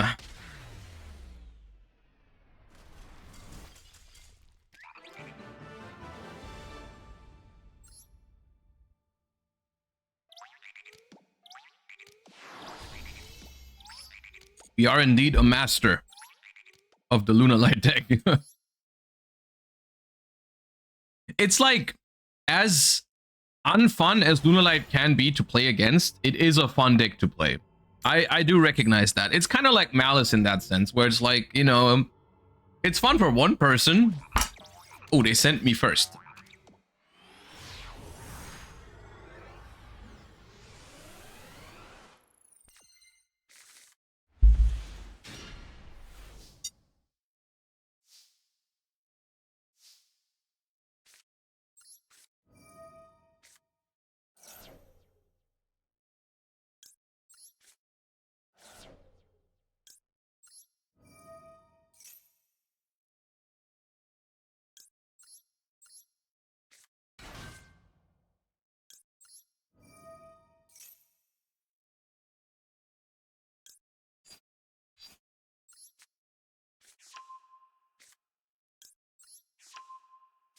Is this Sky Striker? Because if so, they are not going to be happy about this. So if I didn't have any of these cards in my hand right now, this would just be Black Sheep, right? It would just be search Black Sheep, discard Black Sheep, add Black Sheep with Leo, and then search Poly. But because I already have ways to Poly or to fuse, I can do it differently. Still, so I'm aware that I'm just gonna try to do the 1-card combo here real quick. I know I have more tools at my disposal, but I want to try and see what I would do if I didn't have all these 3 extenders.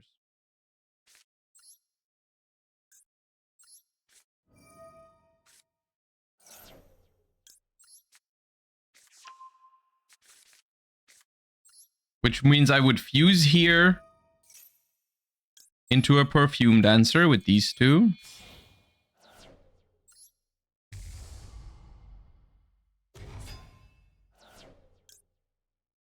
Search here. Do I add this Poly back with Kaleido Chick? Probably. Can be a discard for Perfume later. Then I would search a Perfume. Now I have 2, but like, you know. Then you would Perfume to bring back Kaleido Chick.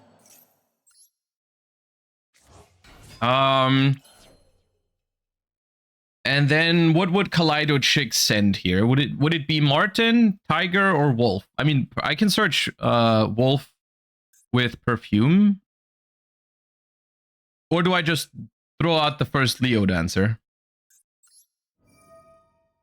in the 1-card combo? Send yellow, add Tiger, fuse both, M7. Send yellow, add Tiger, fuse both, M7.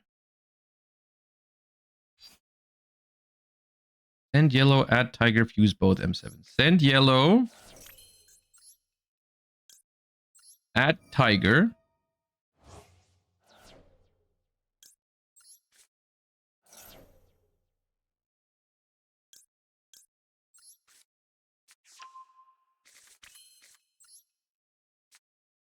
Special yellow with Tiger.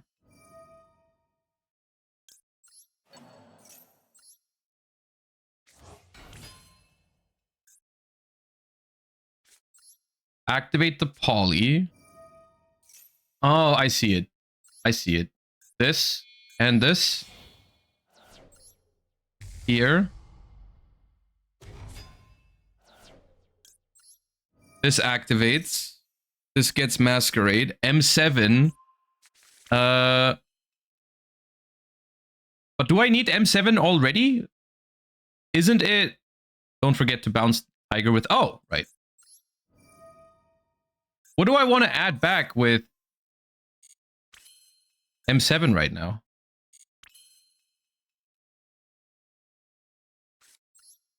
Do I go Tiger, Revive, Kaleido, bounce, send Wolf?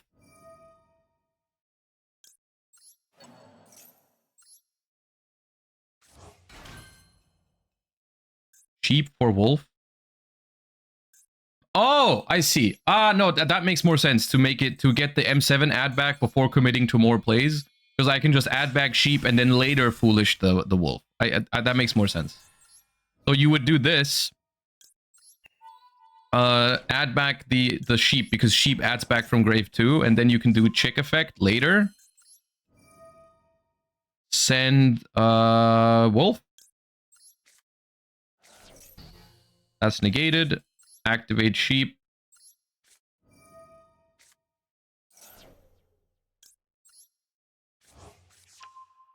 Okay, and now we can still use Martin.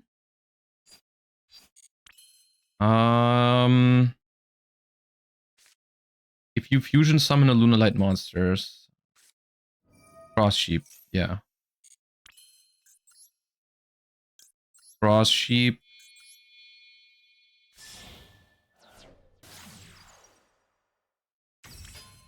Masquerade for Emerald. Emerald revive Kaleido Chick again. Kaleido Chick sends the first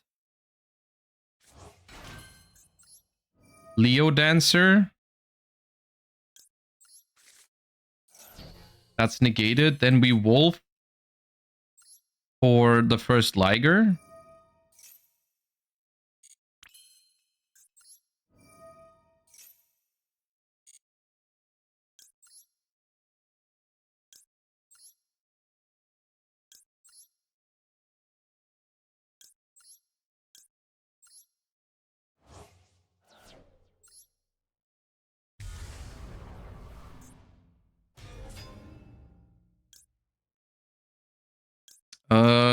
This and this.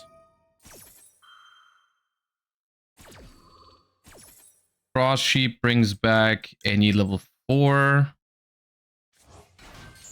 Masquerade adds back Polly. Discard whatever. Foolish.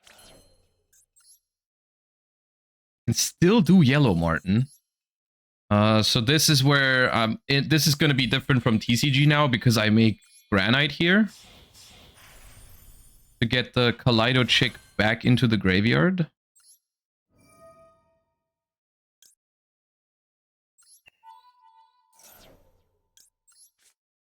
So I have Nib now.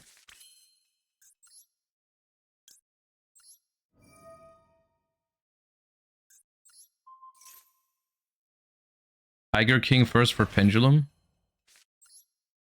Yeah. I mean, do I really need Tiger King here? I guess I can just... It's just free, right?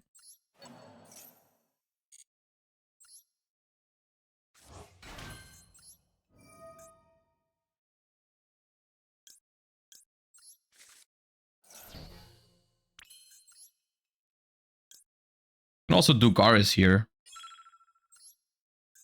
Or non-engine, I guess. Because we've deck thinned half of the deck. Surely we draw Ash or Impulse. Oh no, we don't play Ash. Never mind.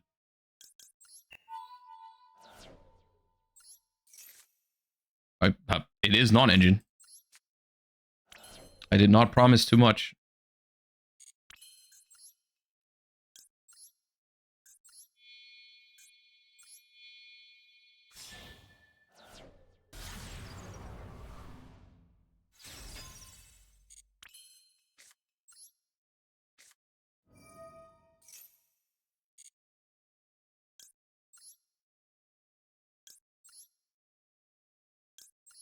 Okay, we want to keep the Silverhound here, so we have to banish the Martin. Maybe there's a better way to do your banishes, but all that matters is now we have 2 Liger, SP, Nib in hand, as well as the Spell Trap Negate from Silverhound, which is all I really want.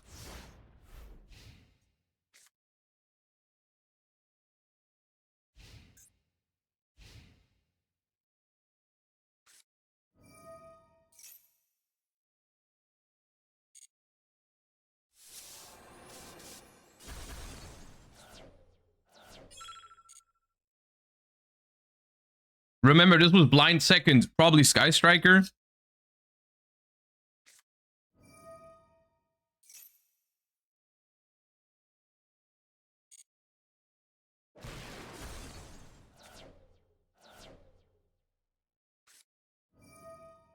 Oh, shit.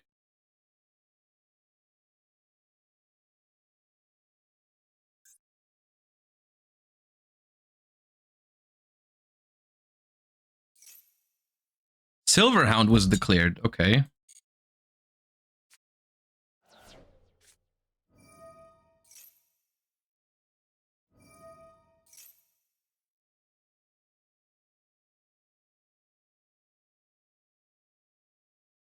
This could beat me, I think.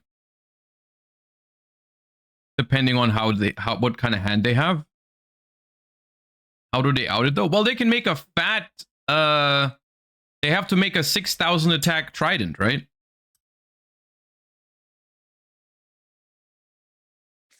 They could.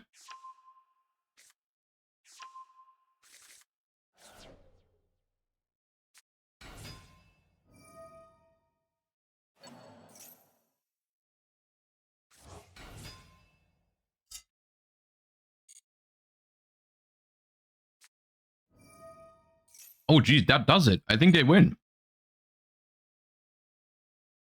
Yeah.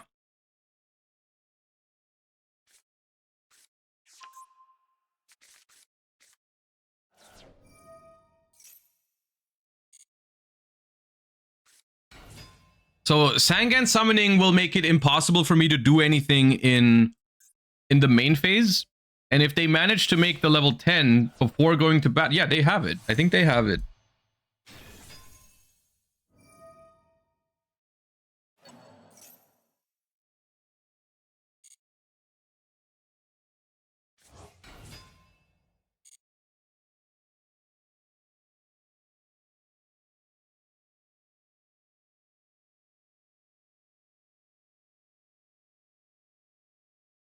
Can Liger activate? Well, right now, yes, but right now their stuff is unaffected.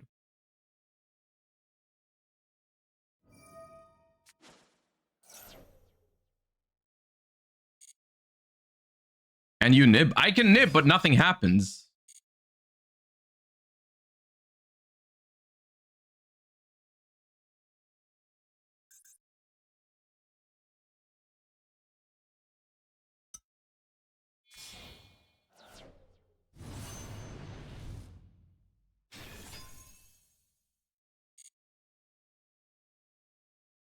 Yeah.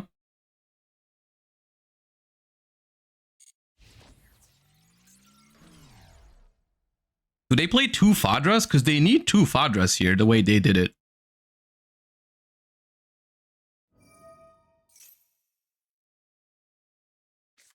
No, they don't. Okay. I think they messed up. I'm pretty sure they messed it up. Yeah.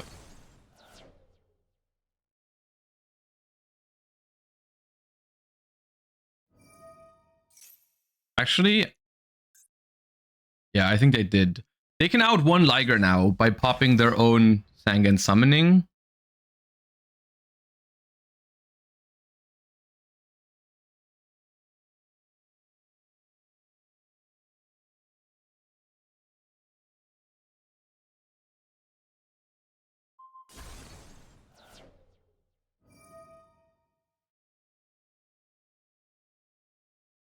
But this thing can only attack once, so...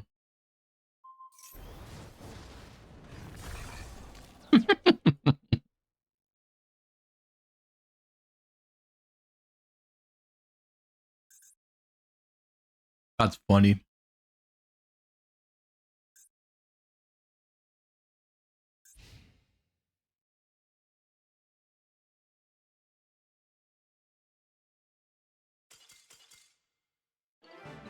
I think they had it.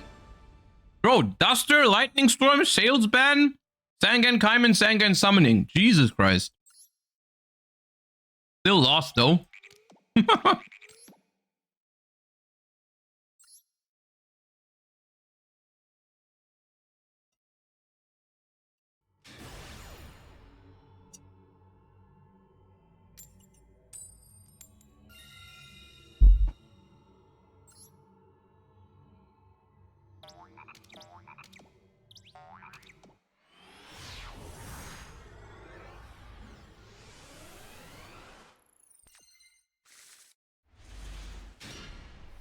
This hand dies to one hand trap.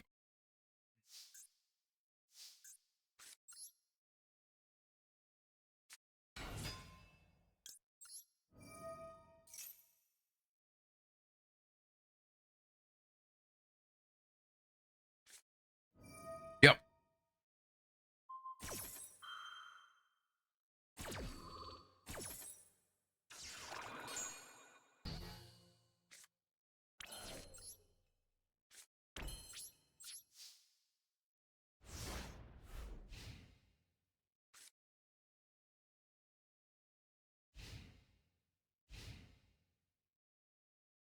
Ape-Man Paradise, thank you for the 35. Appreciate that.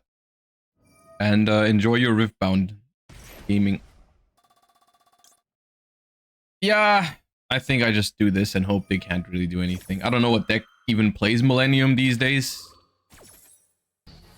But that engine is scary. That's probably good enough.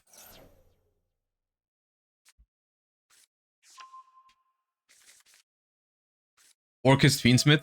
Yeah, I think the problem with if that is Orcust Fiendsmith, I think the problem is like I have one impulse, and if they have two plays, I can never stop it, right? So all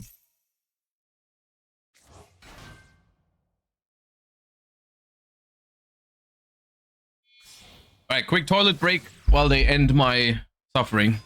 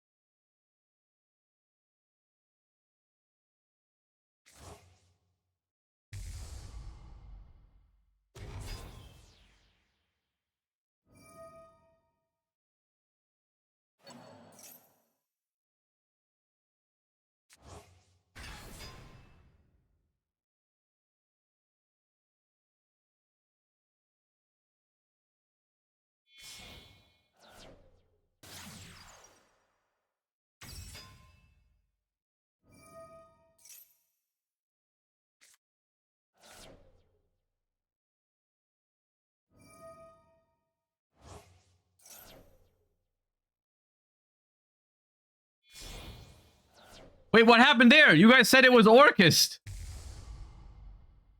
No, I'm not watching the White Forest combo right now. No. Dude, I come back to the entire kitchen being on fire. Jesus Christ. No shot.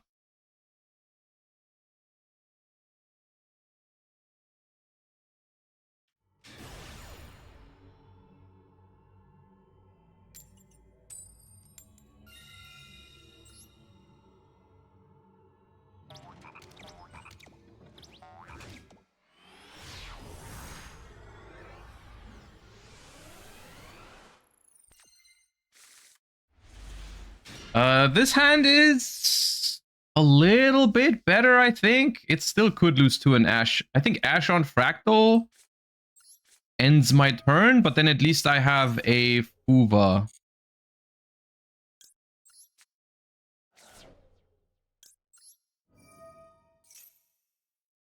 Oh.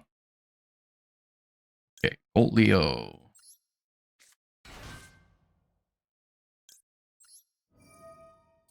Someone asked for your list. I can show you after this game, yeah.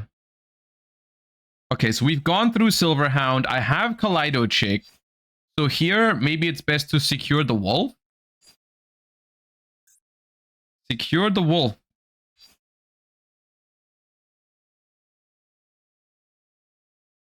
Secure the wolf or add Martin, discard Martin. But I'm gonna secure the wolf. Discard the fool. Normal the Kaleido Chick. Activate Kaleido Chick. Send. Well, here. I could see getting Tiger.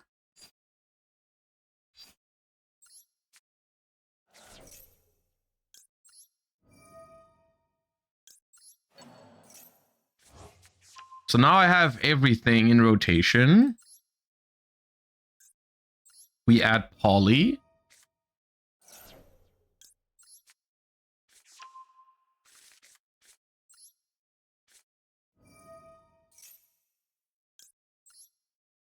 Use the 2 on the board. Make Perfume Dancer. Perfume Dancer to add Perfume. Kaleido Chick to add back Poly.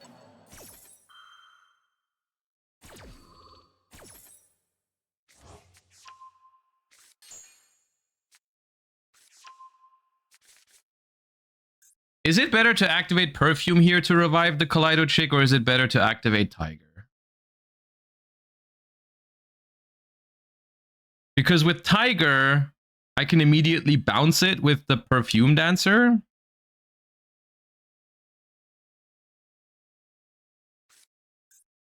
I don't, in the grand scheme of things, I don't think it matters too much.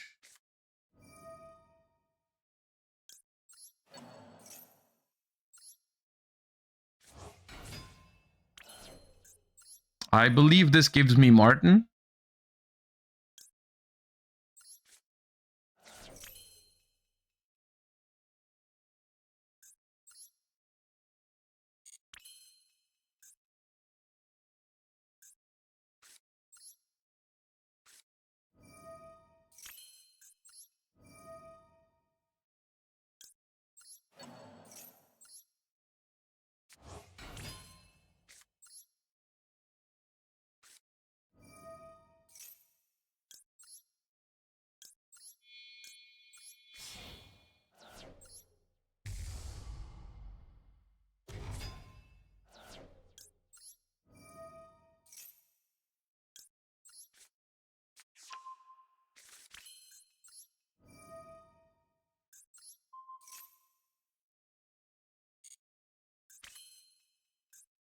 Well, once again, I don't really need the M7 here, I think.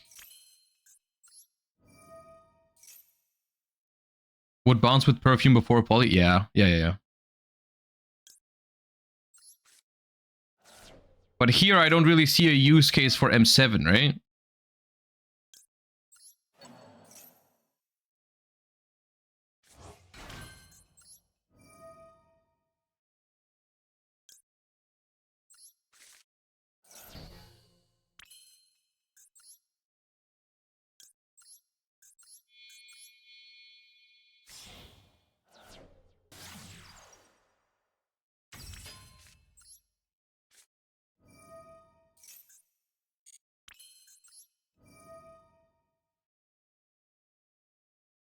I'm just loading up the graveyard for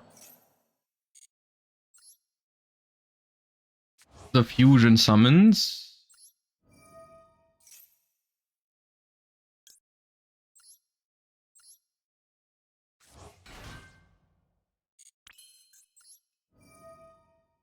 That's the second Leo Dancer.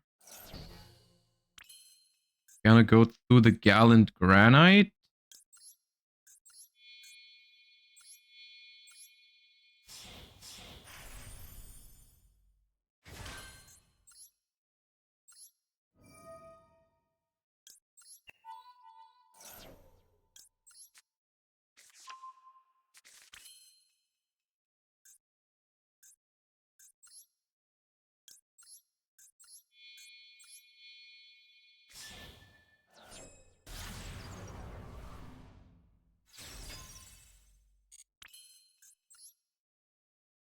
Dude, I still haven't searched with Perfume.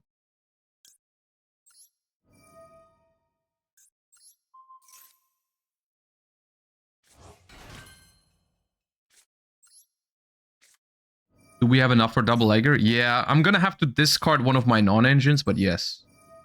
Actually, no, I don't. I'm gonna go Dugaris.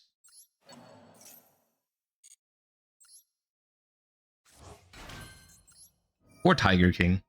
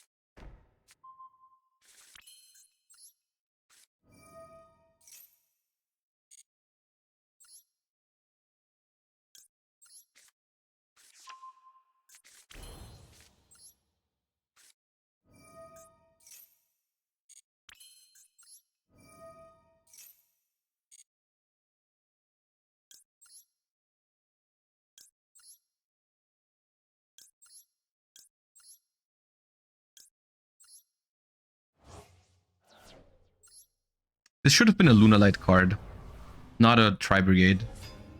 Because now I don't know if I have to banish my Silverhound. I don't know if I have enough names.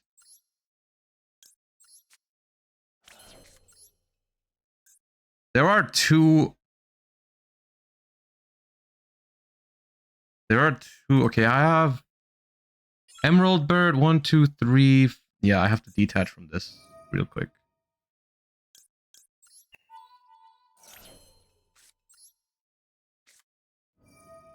It does negate my own SP.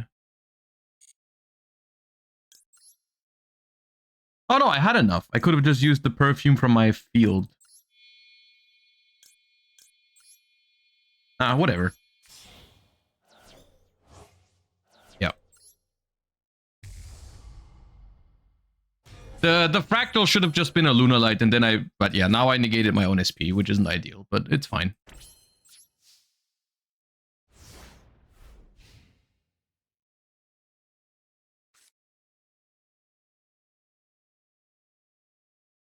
Normally you keep Martin Bounce before Wolf because they could Impulse Wolf to need something to reset. Yeah, that's a good point. That's a good point.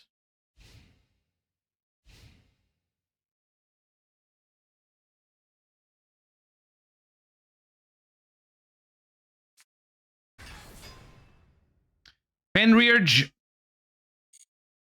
Fine.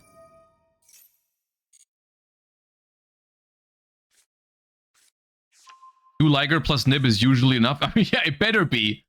It better be enough.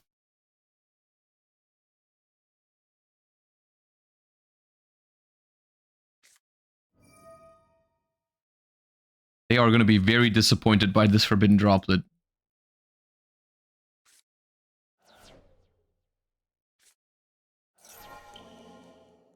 Yeah, they're going to learn the hard way.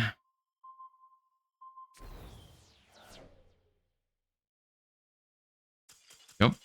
Those cards indeed have text on them. They indeed have text on them. Okay.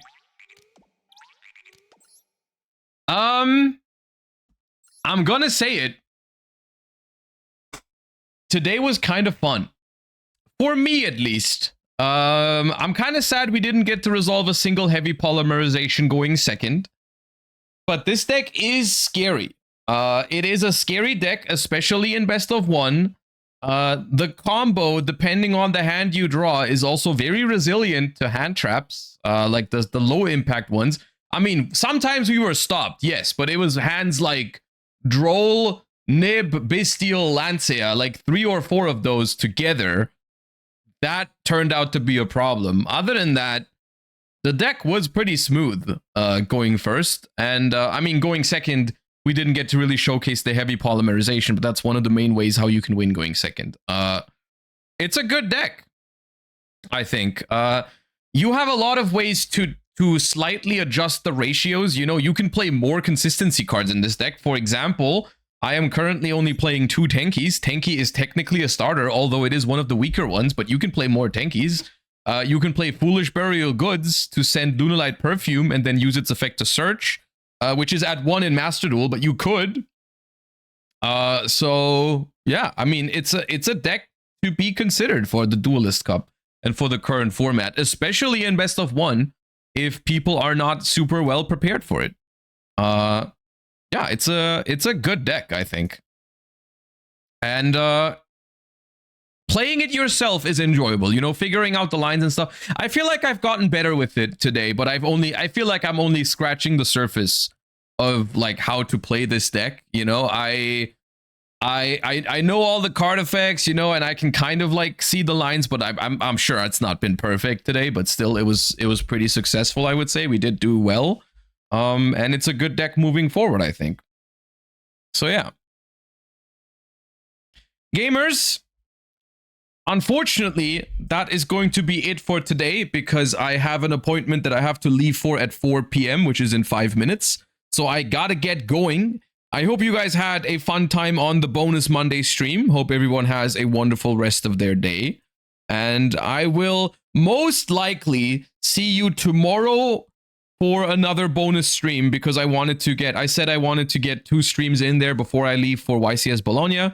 So I will probably be live tomorrow for another chill stream. Maybe play some Master Duel, maybe talk about TCG a little bit of both probably. So hope you guys tune in tomorrow. Until then, thank you all so much for the follows, the subs, all the good stuff. I appreciate you for